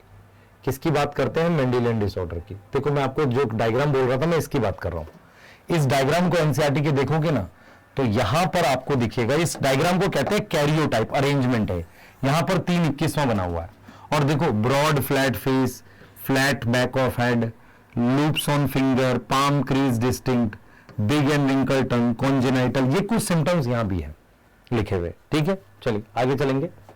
अब आते हैं हम उस जेनेटिक डिसऑर्डर पर जो ऑटोसोमल रिसेसिव है। देखो, हमें 3 ऑटोसोमल रिसेसिव पढ़नी है, सिकल सेल एनीमिया, थैलेसीमिया और आपके पास फिनाइल कीटोन्यूरिया, और 2 हमें पढ़नी है सेक्स लिंक। कौन कौन सी, कलर ब्लाइंडनेस और हेमोफीलिया। अगर मैं आपसे बोलूं कि सिकल सेल एनीमिया क्या है, पहले समझो, बेसिक से समझो। अनीमिया समझते हो, अनीमिया मतलब आरबीसी का कम हो जाना, ठीक है, आरबीसी कम हो गए। सिकल सेल मतलब आरबीसी का सिकल शेप हो जाना। अब ये एक जेनेटिक डिसऑर्डर है। जेनेटिक डिसऑर्डर का मतलब ये पेरेंट से बच्चे में जा सकती है। अब sickle cell anaemia autosomal recessive है, ऑटोसोमल रिसेसिव है, ठीक है, और कहीं ना कहीं हीमोग्लोबिन में गड़बड़ है। तो हम क्या करते हैं बेटा, हम क्या करते हैं, ऑटोसोमल रिसेसिव है, ठीक है, हम क्या करते हैं, इसमें इस तरीके से लिखते हैं, जैसे HbA ये नॉर्मल हीमोग्लोबिन के लिए है, ये किसके लिए, नॉर्मल हीमोग्लोबिन के लिए अलील है। अब इसकी जो मॉडिफाइड अलील है, म्यूटेंट अलील है, वो HbS है, ये म्यूटेंट है, म्यूटेंट अलील है, यस, जो कैसा बनाएगी, सिकल शेप बना सकती है। अब जरा समझो ध्यान से, एनसीईआरटी कहती है डिजीज तब होगी, डिजीज तब होगी जब दोनों पेरेंट कैरियर होंगे। देखो एनसीईआरटी ये कहती है कि हमारे पास सिकल सेल अनीमिया तब होगा, सिकल सेल अनीमिया कब होगा, जब दोनों कैरियर हो, बोथ कैरियर हो। कैरियर क्या होता है, कैरियर का मतलब होता है वो होता नॉर्मल है। देखो व्हाट इज कैरियर, कैरियर मतलब वो होता नॉर्मल है पर उसमें क्या होगा, अलील प्रेजेंट होगा। तो देखेंगे यहां पे ऐसे लिख रहे हैं, हम यहां पे लिख रहे हैं HbA और HbS, इसको क्रॉस कराया HbA और HbS से, तो ये दोनों नॉर्मल हैं बेटा, ये नॉर्मल है पर ये कैरियर है, ये क्या है, कैरियर। अब इसमें अगर आप ध्यान से देखो, इसके साथ ये आ जाएगा तो क्या क्या आ गया, HbA HbA, फिर यहां पर आ गए HbA HbS, ऐसे दो आ गए, और इसको होगा सिकल सेल अनीमिया, सिर्फ इसको होगा बेटा, ये अफेक्टेड है, ये क्या है, अफेक्टेड, ये तीनों नॉर्मल है। तो नॉर्मल कितना आ गया, 75%, अफेक्टेड कितना आ गया, 25%, ठीक है, पर ये इनको कैरियर भी बोलोगे आप, इनको आप क्या बोलोगे, है तो नॉर्मल पर कैरियर बोलोगे, ठीक है। तो अगर आपसे पूछे नॉर्मल कितने आएंगे, 75%, अफेक्टेड 25%, अगर दोनों पेरेंट कैरियर हो, बोथ पेरेंट हमारे पास क्या हो, कैरियर, दोनों पेरेंट क्या हो, कैरियर, ठीक है। अब इस पर्सन में होगा क्या, सुनना ध्यान से, ये पर्सन, ये अलील बनी कैसे, देखो नॉर्मली क्या होता है, जो HbA अलील है, ठीक है, वो क्या करते हैं, सुनना, हमारे पास mRNA बनता है जिसमें एक GAG सीक्वेंस होता है, और ये कौन सा होता है, ये 6th पोजीशन पर है बेसिकली। तो 6th पोजीशन पर एक अमीनो एसिड बनता है, ग्लूटामिक एसिड। ये क्या है बेटा, ये क्या है, ये mRNA है। तो DNA पर क्या होगा, यहां पर GAG, यहां इसका अपोजिट होगा CTC, यहां क्या होगा, GUG की जगह यहां लिख रहे हैं GTG, यहां क्या है, CAC, यहां लिख रहे हैं GUG। मेरी बात सुनो ध्यान से, क्या हुआ सुनो, ये नॉर्मल अलील है, इसमें यहां A था, इस A की म्यूटेशन से यहां T आ गया, ये हो गई सिकल सेल वाली अलील। इसमें mRNA में GAG की जगह क्या आ गया, GUG। उससे जो 6th पोजीशन है किसकी, जैसे ये हीमोग्लोबिन है, इसमें मेरे पास ये बीटा चेन है और ये मान लो अल्फा चेन है, ये अल्फा चेन है। तो जो बीटा चेन है, बीटा चेन क्या है, पॉलीपेप्टाइड है, उसकी 6th पोजीशन पर यहां पर वेलिन आ गया, ग्लूटामिक एसिड की जगह वेलिन आ गया, उससे मेरे पास एबनॉर्मल क्या बन गई, बीटा चेन बन गई। अब ये एबनॉर्मल बीटा चेन क्या होता है कि जैसे मान लो ये हीमोग्लोबिन है, ये क्या आरबीसी है, आरबीसी में ये जो बीटा चेन है ना, ये बीटा चेन इस तरीके से पॉलीमराइज कर जाती है। मैं फिर रिपीट करूंगा, ये नॉर्मल एलील है जो हमारे आपके सबके अंदर है, ठीक है, हो सकता है किसी अंदर हो पर मैं ऐसा नहीं बोल रहा। HbA है, इसमें यह GAG है, इसको रिप्लेस करके यहां GTG आ गया, GAG की जगह GUG mRNA में आ गया।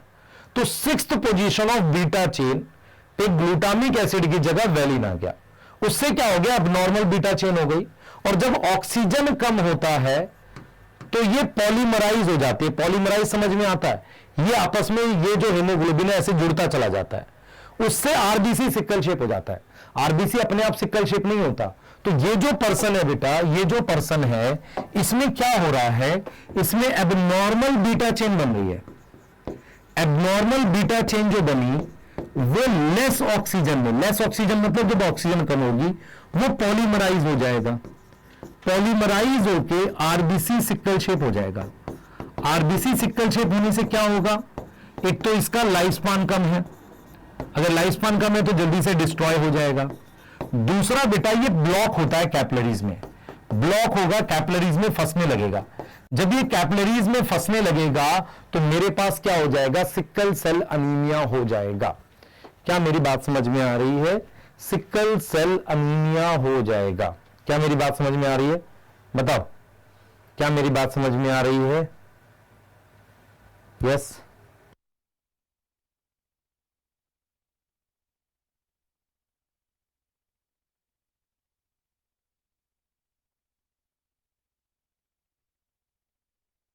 ठीक है। चलिए, सिक्कल सेल एनीमिया में क्या क्या पॉइंट याद करोगे? फर्स्ट, ऑटोसोमल रिसेसिव है। डिजीज कब दिखेगी, जब दोनों पेरेंट कैरियर हो। कितने परसेंट में दिखेगी? 25% में। सिक्कल सेल नॉर्मल एलील में होता है GAG, और सिक्कल सेल वाली जीन में GTG होता है। mRNA में GAG की जगह GUG। सिक्स्थ पोजीशन बदल जाती है किसकी, बीटा चेन की, ग्लूटामिक एसिड से वैलिन आ जाता है। इसको हम कहते हैं HBS पेप्टाइड। HBS पेप्टाइड का मतलब ऐसी पेप्टाइड जो सिक्कल सेल वाले पर्सन में है। उसमें क्या होगा बेटा कि पॉलीमराइज हो जाती है, मतलब नॉर्मल बीटा चेन ये वाली है ना, पॉलीमराइज हो जाती है। ये चीजें याद रखनी है, ठीक है। अब ये ऑटोसोमल रिसेसिव है। एक और ब्लड डिसऑर्डर है बेटा, ये देखो, ये डायग्राम है आपके पास, ये देख पा रहे हो। आपको क्या याद करना है, glutamic acid is replace by valine, और ये याद करके जाओ। जब आप ये याद करके जाओगे ना, इससे डीएनए लिखना आसान है, क्योंकि ये वाला कोडिंग स्ट्रैंड होगा, ये टेम्पलेट होगा, तो ये याद करके जाओगे तो ये लिख पाओगे। आगे आ जाओ भाई, आगे आ जाओ। अब हम बात कर रहे हैं किसकी, थैलेसीमिया की। हम बात कर रहे हैं किसकी, थैलेसीमिया की। अब ये थैलेसीमिया क्या है, सुनना ध्यान से, सिंपल सा बताता हूं। देखो, सिक्कल सेल एनीमिया में क्या हुआ था, आरबीसी सिक्कल शेप हो गया था क्योंकि एबनॉर्मल बीटा चेन बनी थी। यहां पर एबनॉर्मल बीटा चेन नहीं बनता, पर हीमोग्लोबिन एबनॉर्मल है। क्यों, बताता हूं। हुआ यह है कि थैलेसीमिया भी ब्लड डिसऑर्डर है, ऑटोसोमल रिसेसिव है, पर थैलेसीमिया में लेस सिंथेसिस ऑफ अल्फा और बीटा चेन होती है। समझो इस बात को, थैलेसीमिया भी ऑटोसोमल रिसेसिव है, ऑटोसोमल रिसेसिव है, और ये भी ब्लड डिसऑर्डर है, पर इसमें लेस सिंथेसिस होती है। जैसे मैं आपको दिखाता हूं, हमारे पास 2 क्रोमोसोम है, एक है क्रोमोसोम 16 और एक ह्यूमन में होता है क्रोमोसोम नंबर 11। 16 क्रोमोसोम पे अल्फा चेन के लिए जीन होती है HbA1। भाई जीन जो होगी वो ये है, देखना, HbA1, HbA2 और HbA2। मेरी बात बहुत ध्यान से सुनना, एक जीन ये है और एक जीन ये है, एक येरी और एक येरी। आपको तो नॉर्मली पता है ना कि भाई जीन 2 ही होती है किसी कैरेक्टर की। यहां पर क्या है, मेरे पास क्या है बेटा कि ये HbA1 और HbA1, HbA2, HbA2, ये चारों मिलके कौन सी चेन बनाते हैं, अल्फा चेन बनाते हैं। कौन सी चेन बनाते हैं, अल्फा चेन बनाते हैं येरी, ठीक है। इसका मतलब ये हुआ कि अल्फा चेन के लिए मेरे पास 2 लोकेशन है, 2 लोकस समझ में आते हैं, लोकेशन 2 लोकस है और 4 एलील है अल्फा चेन बनाने के लिए। अब क्रोमोसोम, उस पर बीटा चेन की जीन होती है, उसके HBB कहते हैं। HBB जो है वो बीटा चेन की जीन है, और ये मेरे पास क्या बनाती है, बीटा चेन बनाती है। जब अल्फा और बीटा चेन मिलता है तो एक नॉर्मल हेमोग्लोबिन बनता है, नॉर्मल हेमोग्लोबिन बन गया। यहां तक कोई दिक्कत है कि नहीं है, बताओ। अब मान लो किसी कारण से अल्फा चेन कम है या बीटा चेन कम है, तो मेरे पास ये अल्फा ज्यादा जुड़ गई, बीटा कम जुड़ गई, तो मेरे पास क्या हुआ, ये यहां पे क्या हुआ, ये एबनॉर्मल हीमोग्लोबिन है। तो एबनॉर्मल हीमोग्लोबिन कब बनता है, जब हमारे पास कोई पर्टिकुलर चेन ज्यादा हो जाएगी, अल्फा ज्यादा होगी, बीटा कम है। तो इसका मतलब ये कब होगा, जब लेस बीटा चेन होगी। ऐसा ही मेरे पास इसके केस में हो सकता है कि लेस अल्फा चेन होगी, तो ऐसा हो सकता है। तो इसका सिंपल मतलब क्या है कि थैलेसीमिया, ध्यान से सुनेंगे, थैलेसीमिया हमारे पास क्या होता है, समझो। थैलेसीमिया होता क्या है पहले समझो। थैलेसीमिया और सिक्कल सेल एनीमिया में एक अंतर है, तो आपको यह समझना है कि थैलेसीमिया में हमारे पास क्या होगा, थैलेसीमिया में हमारे पास क्या होगा कि लेस सिंथेसिस होती है। समझो, थैलेसीमिया में हमारे पास लेस सिंथेसिस है, लेस मतलब कम बनती है, लेस सिंथेसिस ऑफ किसकी, अल्फा एंड अल्फा चेन या बीटा चेन। सर दोनों का मतलब मर जाएगा इंडिविजुअल भाई, ठीक है। इसका मतलब यह हुआ कि हमारे पास थैलेसीमिया भी दो तरीके का हो गया। आप समझो, जैसे क्या है, अल्फा चेन के लिए मेरे पास 2 लोकस है और टोटल कितने जीन है? टोटल मेरे पास 4 एलील है। 2 जीन लोकस है और 4 एलील है, अल्फा चेन बनाते। बीटा चेन के लिए मेरे पास 1 लोकस है और 2 एलील है। यस और नो? सोचो ध्यान से।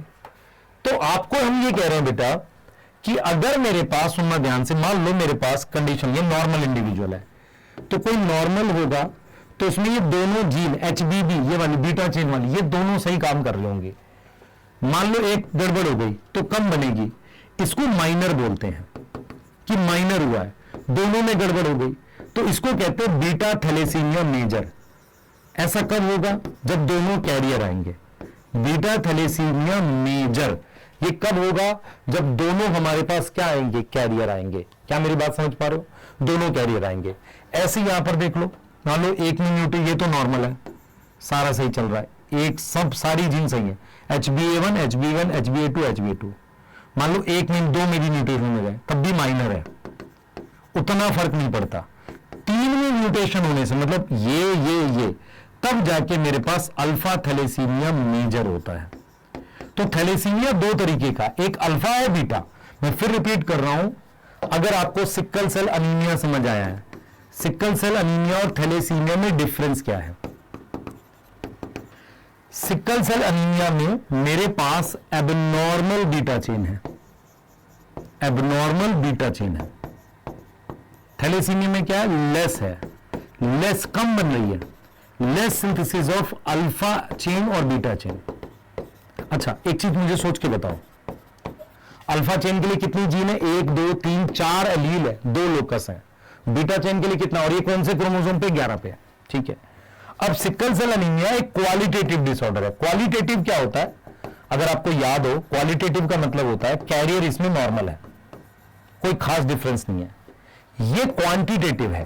क्वांटिटेटिव का मतलब जितनी ज्यादा जीन होगी उतना ज्यादा, देखो अगर ये चारों हैं तो खूब बीटा चेन, अल्फा चेन बन रही है, ये नहीं है, कम बन रही है, ये नहीं है और कम बन रही है, इसलिए इसको क्या कह रहे हैं? क्वांटिटेटिव डिसऑर्डर कह रहे हैं। दोनों में एबनॉर्मल हीमोग्लोबिन बनेगा, पर यहां पर लेस है और यहां पर एबनॉर्मल बीटा चेन है। समझ आ रहा है? और इसमें क्या होगा बेटा, इसमें हमेशा याद रखना कि अगर मुझे बीटा थैलेसीमिया माइनर करना है किसी को, सॉरी बीटा थैलेसीमिया मेजर करना है, तो बीटा थैलेसीमिया मेजर तब होगा जब बोथ एलील म्यूटेंट आ जाए। अब दोनों एलील म्यूटेंट कब आएगी? जब पेरेंट क्या होंगे? कैरियर। पेरेंट क्या होंगे? कैरियर। यहां तक समझ में आ रहा है? तो क्या क्या याद करेंगे? पहला, what is difference between sickle cell anaemia और थैलेसीमिया? सिक्कल सेल अनीमिया में बीटा चेन खराब बनती है, थैलेसीमिया में लेस अमाउंट बनता है। क्या बनता है? लेस अमाउंट बनता है। ठीक है। Sickle cell anaemia qualitative disorder है, मतलब HbA HbS को हम नॉर्मल ले सकते हैं, और उसमें क्या है? क्वांटिटेटिव डिसऑर्डर है। क्वांटिटेटिव मतलब, क्वांटिटेटिव का क्या मतलब है बेटा? क्वांटिटेटिव का मतलब है हमारे पास कि नंबर ऑफ बीटा चेन से डिसाइड होगा या अल्फा चेन से डिसाइड होता है, मतलब नंबर का मैटर करता है। जितनी ज्यादा डोमिनेंट एलील होंगी उतनी अल्फा चेन, जितनी ज्यादा डोमिनेंट एलील होंगी उतनी बीटा चेन। इस तरीके से होता है। क्रोमोसोम 11 पर बीटा चेन की एलील है, क्रोमोसोम 16 पर अल्फा चेन की 2 लोकस 4 एलील है। याद हो जाएगा? टोटल फिर अल्फा और बीटा चेन बनाने के लिए टोटल एलील कितनी होगी? 6। लोकस कितने हो गए? 3। याद रहेगा ये? ठीक है, क्लियर है? आगे आ जाओ। अब ये है मेरे पास थैलेसीमिया। नीट में जो क्वेश्चन आया था वो ये आया था, क्वालिटेटिव और क्वांटिटेटिव। ध्यान सुनेंगे। Thalassaemia differ from sickle cell anaemia that thalassaemia is quantitative problem. सही है, कम ग्लोबिन बन रहा है, हीमोग्लोबिन कम बन रहा है, while the latter is qualitative, जहां पर क्या है? इनकरेक्ट बन रहा है बीटा चेन, समझ में आ रहा है? और alpha chain incorrect, beta chain incorrect बन रहा है। ये है। ठीक है। अब हमारे पास बेटा एक और जेनेटिक डिसऑर्डर है, इसे फिनाइलकीटोन्यूरिया कहते हैं। अब मैं आपसे एक सवाल पूछूंगा, ये भी ऑटोसोमल रिसेसिव है सिक्कल सेल अनीमिया में, डिफरेंस क्या है? Sickle cell anaemia blood disorder है, ये मेटाबॉलिक डिसऑर्डर है। फिनाइलकीटोन्यूरिया को एंजाइटी लिखती है, ये ऑटोसोमल रिसेसिव तो है ऑटोसोमल रिसेसिव के अलावा इसके लिए एक बात लिखती है, इनबॉर्न मतलब जन्म से, इनबॉर्न एरर ऑफ मेटाबॉलिज्म है। मेटाबॉलिज्म का जन्म से एक एरर है, वो है ये इनबॉर्न एरर ऑफ मेटाबॉलिज्म है। इनबॉर्न का मतलब जन्म से एक एरर है, वो है बेटा ये, जन्म से एक एरर है, वो है ये, ठीक है। मेटाबॉलिज्म का मतलब होता है कोई एंजाइम एब्सेंट है, आप समझो, इसका मतलब होता है कोई एंजाइम डेफिशिएंट है, किसी प्रकार का जन्म से कोई एंजाइम एब्सेंट है। कौन सा एंजाइम होता है बताता हूं, देखो ये कैसी डिजीज है, ऑटोसोमल रिसेसिव, हमने लिखा भी है वहां पर, ऑटोसोमल रिसेसिव, ठीक है। अब सुनना ध्यान से, अगर ये ना हो और यहां पर C3 लिखा हो, ये ना हो और यहां पर C3 लिखा हो, ये एलानिन है, इसको हटा दो और यहां पर फिनाइल ग्रुप जोड़ दो, तो इस अमीनो एसिड का नाम है फिनाइल एलानिन। ये एक एरोमेटिक अमीनो एसिड है और उसके अलावा ये असेंशियल है।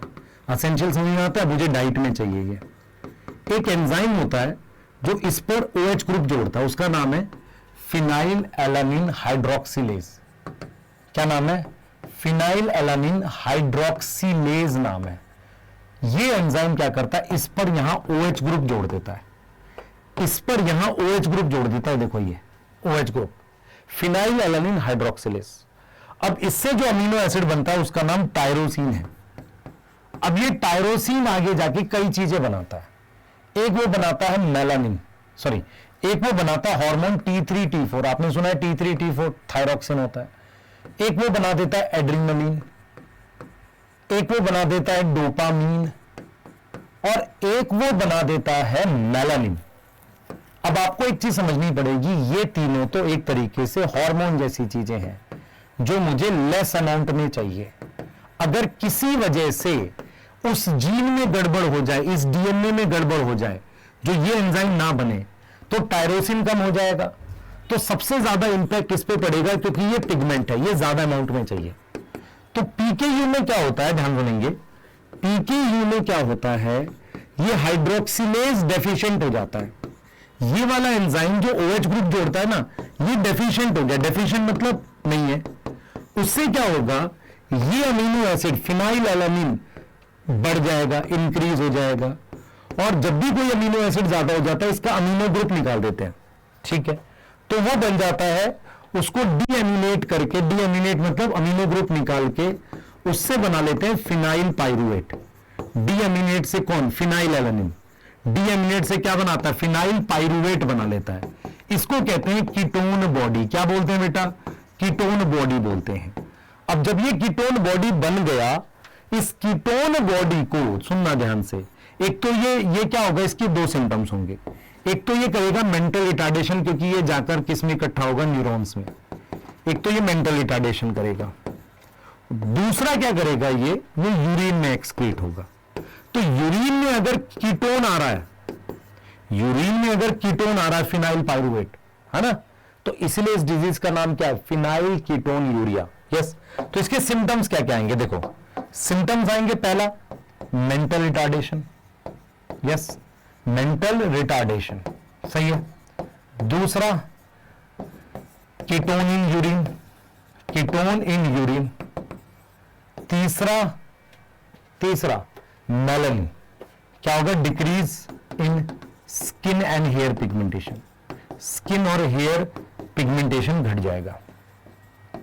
यस और नो, ये मेलानिन घट जाएगा ना भाई, इन पे तो कम इंपैक्ट पड़ेगा, ये हार्मोन है। और ये डिजीज कब होती है, जब दोनों कैरियर हो। मान लो मेरे पास, ध्यान सुनेंगे, हमारे पास दोनों कैरियर हैं, कैरियर मतलब मान लो ये दोनों कैरियर है, इनका क्रॉस कराऊंगा तो मेरे पास ये आएगा, ये आएगा और ये आएगा, इसको PKU होगा। तो ये कैरियर है, कैरियर मतलब है नॉर्मल, ये दोनों है ना, इनको PKU होगा। उसमें कौन सा एंजाइम एब्सेंट होगा, ये हाइड्रोक्सिलेज, आपने सुना हाइड्रोक्सिल ग्रुप, OH ग्रुप जोड़ता है, इसलिए उसे कहते हैं फिनाइल एलानिन हाइड्रोक्सिलेज एब्सेंट है, सही है। अब हमने 3 डिसऑर्डर पढ़ी है autosomal recessive, sickle cell anaemia, GAG replace by GUG, फिर थैलेसीमिया कम चेन बनती है अल्फा और बीटा की, क्रोमोसोम 11 पर और 16 पर म्यूटेशन होती है। सिकल सेल एनीमिया में म्यूटेशन कहां होती है? क्रोमोसोम नंबर बताओ, क्रोमोसोम नंबर 11 पे आओ, क्योंकि बीटा चेन की जीन वही है।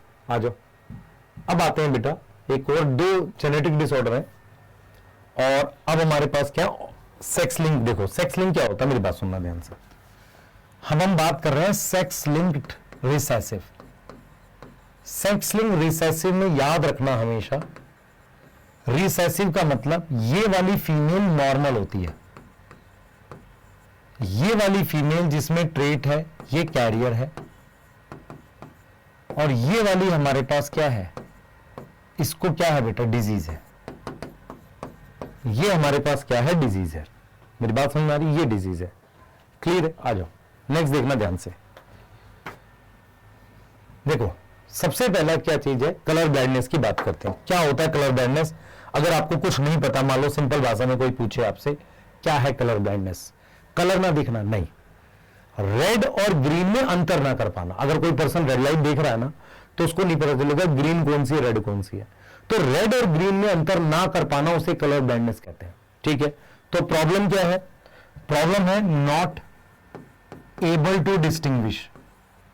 डिस्टिंग्विश मतलब अंतर कर पाना, किसके बीच में? Between red and green colour. अब ऐसा क्यों होता है बताता हूं।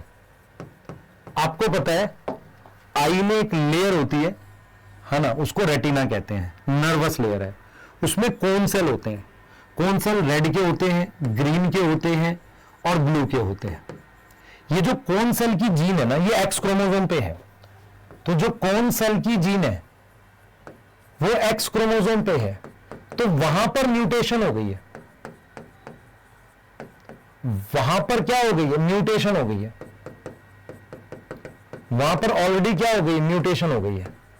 अब वहां पर म्यूटेशन होने से गड़बड़ हुई है, सही है? वहां क्या हो गई? म्यूटेशन हो गई, उससे गड़बड़ हो गई। अब ऑब्जर्वेशन क्या है? क्या है ऑब्जर्वेशन? जरा देख लेते हैं। ऑब्जर्वेशन क्या है भाई? देख सुनो ध्यान से। ऑब्जर्वेशन क्या है कि हमारे पास जो फीमेल है ये नॉर्मल है, इसको कह रहे हैं नॉर्मल। अब एक फीमेल कैरियर है, कैरियर का मतलब ये नॉर्मल है, यहां सी लिख दिया। और जो कलर ब्लाइंड है उसमें दोनों एक्स पर होना चाहिए। रिसेसिव है ना डिजीज बेटा, दोनों एक्स पर होना चाहिए। तो colour blind sex linked recessive है, तो ये फीमेल में तभी दिखेगी जब दोनों एक्स क्रोमोसोम पर हो। मेल क्या है? या तो नॉर्मल है या कलर ब्लाइंड है। मेल में क्या है बेटा? कैरियर नहीं होता, समझो ध्यान से। तो मेल में क्या होता है? मेल में एक्चुअल में क्या होता है? फीमेल में हमारे पास कैरियर जो होती है वो है तो नॉर्मल, बट मेल में क्या होगा? मेल में क्या होगा? इन मेल अगर हमारे पास सिंगल एलील भी है, सिंगल एलील भी है, और इफ सिंगल एलील प्रेजेंट है तो डिजीज दिख जाएगी। तो क्या होगी? डिजीज हमारे पास क्या होगी? ऑब्जर्व हो जाएगी। क्या मेरी बात समझ में आ रही है? इवन सिंगल एलील है तो हमारे पास क्या हो जाएगी? डिजीज ऑब्जर्व हो जाएगी। क्लियर है कि नहीं है? क्लियर है कि नहीं है? यस, क्लियर है कि नहीं है? ठीक है, अब आ जाओ जरा जल्दी से, अब आ जाओ। अब हमने क्या किया है बेटा? हमने क्या किया है? सुनना ध्यान से। हमने क्या किया है? हमने यहां पर क्रॉस किया है एक्सी और एक्सी को। ये देखो, मान लो ये कैरियर फीमेल है और ये डिजीज मेल है, तो इसमें देखो क्या, एक्सी एक्सी, फिर एक्सी के साथ वाई, फिर एक्स एक्सी और एक्स वाई। अब बताओ कितने प्रोजेनी? देखो फीमेल कलर बैंड, ये कलर बैंड है, ये नॉर्मल, ये नॉर्मल, तो 50% में कलर ब्लाइंडनेस आई है इन दोनों में। परसेंटेज ऑफ फीमेल, जब फीमेल चाइल्ड पूछे तो फीमेल में देखना है। इसमें और इसमें, किसमें? दो फीमेल में आई है ना भाई, इसमें और इसमें से इसमें कलर ब्लाइंडनेस है। यस, मेल में भी कितना आ रहा है? 50%। अब इधर देखना ध्यान से। अगर फीमेल कैरियर है और ये नॉर्मल है तो क्या आएगा? देखो X X, X Y, X X और एक्स वाई। ओनली मेल में आ रही है colour blindness, show colour blindness. अच्छा, अगर आपसे पूछे कि कितने परसेंट है, चलो परसेंटेज वाली लिख देते हैं, देखो ये वाला डाटा लिख देते हैं, ये वाला आगे करते हैं इन तीनों के लिए भी। हाँ, मतलब कितने परसेंट प्रोजेनी कलर ब्लाइंड है? 25%। Female child 0%। ये नॉर्मल है, ये नॉर्मल है। मेल में 50%। दो मेल में से ये और ये में से एक को है। जब आप पूछे वो फीमेल या मेल, तो मेल और फीमेल में देखना है, और अगर वो प्रोजेनी पूछे तो चारों में से देखना है। अब यहां पर एक बात मुझे समझ में आ गई, कि जो मेरे पास ध्यान सुनेंगे, मुझे एक बात समझ में आ गई, फीमेल जो है उसको ज्यादा चांसेस हैं कलर ब्लाइंडनेस होने के। यस, फीमेल जो है हमारे पास, उसमें ज्यादा चांसेस है कलर ब्लाइंडनेस के, फीमेल में नहीं, मेल में। तो जो मेल है उसमें ज्यादा चांस है कलर ब्लाइंडनेस के। यस और नो? कलर ब्लाइंडनेस के ज्यादा चांस मेल में है। एनसीईआरटी लिखती है कि 8% मेल में और 0.4% फीमेल में कलर ब्लाइंडनेस दिखता है। अच्छा, मुझे एक चीज समझनी है, मुझे एक चीज बताओ, अगर फादर नॉर्मल हो तो क्या डॉटर में कलर ब्लाइंडनेस दिख सकती है? नहीं। तो अगर मुझे डॉटर को कलर ब्लाइंड लाना है, सुनना ध्यान से, अगर मुझे डॉटर को कलर ब्लाइंड लाना है तो मेरे पास क्या होना चाहिए? मेरे पास क्या होना चाहिए कि फादर अफेक्टेड होना चाहिए और मदर एटलीस्ट कैरियर, जो हमने ये बनाया था, ये वाला मदर एटलीस्ट कैरियर। अफेक्टेड भी हो सकती है, एटलीस्ट कम से कम कैरियर तो हो, तब होगा। और एक कलर ब्लाइंड फीमेल के, अगर कोई फीमेल कलर ब्लाइंड है, all male child colour blind आएंगे।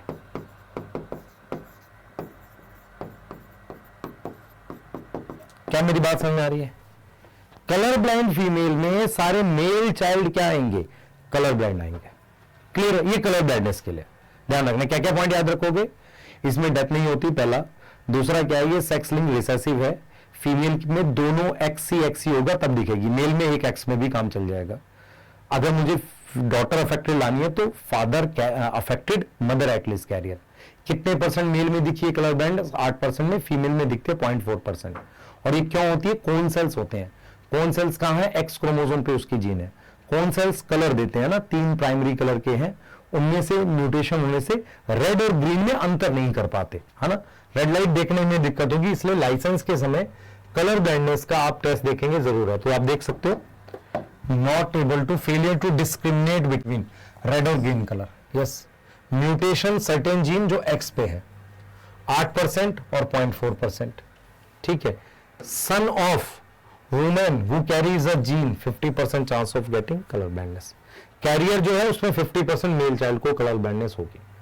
अब जो बेटा मेरे पास एक डिजीज है, उसका नाम है हेमोफीलिया। देखो डिजीज क्या है, आपने ब्लड क्लॉटिंग पढ़ा है, उसमें जो चैप्टर है ना आपका सर्कुलेशन वाला, वहां पढ़ा, वहां पे आपने क्या पढ़ा है? आपने ब्लड क्लॉटिंग ऐसी पढ़ी है, चोट लगती है ना, उससे क्या होता है, कुछ फैक्टर्स रिलीज होते हैं, प्रोथ्रोम्बिन थ्रोम्बिन में कन्वर्ट होता है, और फिर वो कन्वर्ट करता है फिब्रिनोजन को फिब्रिन में, ऐसा कुछ पढ़ा है। इसके और भी स्टेप होते हैं, जिसका पूरा एक मैकेनिज्म है। ब्लड क्लॉटिंग में ये प्रोथ्रोम्बिन और इनको मिलाकर भी टोटल हमारे पास कुछ 13 फैक्टर चाहिए होते हैं। फैक्टर 1, 2, 3, 4 करके टोटल 13 फैक्टर चाहिए, पूरा एक पाथवे बनता है। तो अगर कोई फैक्टर मिसिंग होगा तो ब्लड क्लॉट नहीं करता। अगर ब्लड क्लॉट नहीं करेगा तो ब्लड निकलने से डेथ हो जाएगी। तो हेमोफीलिया क्या है? एक प्रॉब्लम है जो सेक्स लिंक्ड है। सबसे पहले तो समझो एक्स क्रोमोसोम पे जीन है उस फैक्टर की, सेक्स लिंक रिसेसिव है। ठीक है। इसमें क्या होगा कि एक प्रोटीन एब्सेंट है, protein which is part of cascade. Cascade का मतलब होता है पाथवे, कैस्केड का मतलब एक जुड़े हुए रिएक्शन ऑफ ब्लड क्लॉटिंग, वो डेफिशिएंट हो जाती है, वो डेफिशिएंट हो जाती है। उससे क्या होगा? ब्लड क्लॉट नहीं करता, क्लॉटिंग डिले होगी, डेथ हो सकती है इससे। ठीक है। अब हमारे पास रीजन हो गया ये। अब हमारे पास इसमें क्या होता है, एक फैक्टर 8 होता है। असल में फैक्टर 8 जो है ना, अगर ये एब्सेंट हो जाए तो उस डिजीज को कहते हैं हेमोफीलिया ए। कई बार क्या है कि फैक्टर 8 का जो नाम है ना, उसको एंटी हेमोफिलिक फैक्टर भी कहते हैं, और ये maximum most type of haemophilia यही है, सबसे ज्यादा यही दिखता है हेमोफीलिया ए। यस। और अगर फैक्टर 9 एब्सेंट हो जाए तो उसको हेमोफीलिया बी कहते हैं। ये भी दिखता पर कम है। अब हेमोफीलिया दिखेगा कैसे, सुनना ध्यान सुनेंगे। जीनोटाइप क्या है, ये फीमेल नॉर्मल है, ये वाली फीमेल कैरियर है। कैरियर है पर कैसी होगी, नॉर्मल। अब ये वाली फीमेल क्या है, हेमोफिलिक है, इसकी डेथ हो जाती है। ठीक है, अब जरा समझते हैं। मेल में ये नॉर्मल है, मेल में ये नॉर्मल है, दिस इज नॉर्मल। सोचो ख्याल से खुद से। अब मेल में ये वाला हेमोफिलिक है, और जो अनवाइबल होता है हेमोफिलिक है, जो अनवाइबल है लेटर स्टेज में, लेटर स्टेज में। देखो एनसीईआरटी कहती है कि ये डिजीज फर्स्ट ऑब्जर्व हुई थी रॉयल। रॉयल मतलब बेटा क्या होता है, इंग्लैंड में एक रॉयल फैमिली है जिसकी क्वीन को क्वीन विक्टोरिया, प्रिंस चार्ल्स ऐसे करके नाम होते हैं उनके। तो क्वीन विक्टोरिया जो है रॉयल फैमिली है इंग्लैंड की, है ना, रॉयल फैमिली ऑफ इंग्लैंड। वहां पर क्वीन विक्टोरिया कैरियर थी। क्वीन विक्टोरिया क्या थी, कैरियर। कैरियर समझ में आता है, XHX। तो उसके कुछ सन और उसके डिसेंडेंट, मतलब सम ऑफ द सन और उसके आगे आगे की जनरेशन आर हेमोफिलिक। सारे नहीं, कुछ सन क्या थे, हेमोफिलिक थे। यहां तक समझ में आ रही है। अब देखो पॉसिबल मैरिज क्या है बेटा, पॉसिबल मैरिज ये है, देखो अगर हम यहां पर देखें, अगर मुझे फीमेल हेमोफिलिक लानी है, फीमेल हेमोफिलिक लानी है, उसके लिए मेरे पास क्या केस है कि उसकी मदर कैरियर हो, ये तो पॉसिबल है, बट फादर अफेक्टेड हो, और वो अनवाइबल होता है हायर एज में जाके। जो रेयर है, जो क्या है, फादर अफेक्टेड हो, ये कॉम्बिनेशन रेयर होता है। ये क्या होता है, कॉम्बिनेशन रेयर होता है। तो हेमोफीलिया कैसे जा रही है, ऐसे जा रही है, फीमेल से कुछ मेल में चली गई और कुछ फीमेल से फीमेल में चली गई, फिर उसके अगली जनरेशन में मेल में चली गई, मतलब ऐसे जा रही है। क्या होता है कि फीमेल को हेमोफीलिया ये रेयर है, क्योंकि उसके लिए आपको मदर कैरियर चाहिए, वो पॉसिबल है, पर फादर जो है लेटर स्टेज में अनवाइबल है, ये मिलना मुश्किल है, समझो। तो नॉर्मली कैसे होता है कि जैसे एक फीमेल कैरियर है, उसके कुछ सन अफेक्टेड हो जाएंगे, कुछ डॉटर कैरियर हो जाएंगी। अब वो कैरियर अपने आगे के सन में डाला, ऐसे डालेगी। फीमेल में हेमोफीलिया मिलना रेयर है, क्योंकि जो सन होते हैं ना वो अनवाइबल होते हैं हाईएस्ट स्टेज में जाके, क्योंकि कुछ इंटरनल ब्लीडिंग होकर डेथ हो जाती है। ठीक है, तो हेमोफीलिया और कलर ब्लाइंडनेस में एक डिफरेंस है। हेमोफीलिया लीथल है, लीथल मतलब डेथ होती है इससे बेटा, death can occur. Yes, clear है, सही, इतना ही पढ़ना आपने। और ये डिसऑर्डर एक बार एनसीईआरटी से रीड करेंगे और क्वेश्चंस करेंगे इनके, आप सारे क्वेश्चन बहुत आसानी से कर पाओगे, है ना। ठीक है, कोई इसमें घबराने की बात नहीं, आराम से देखो लेक्चर को।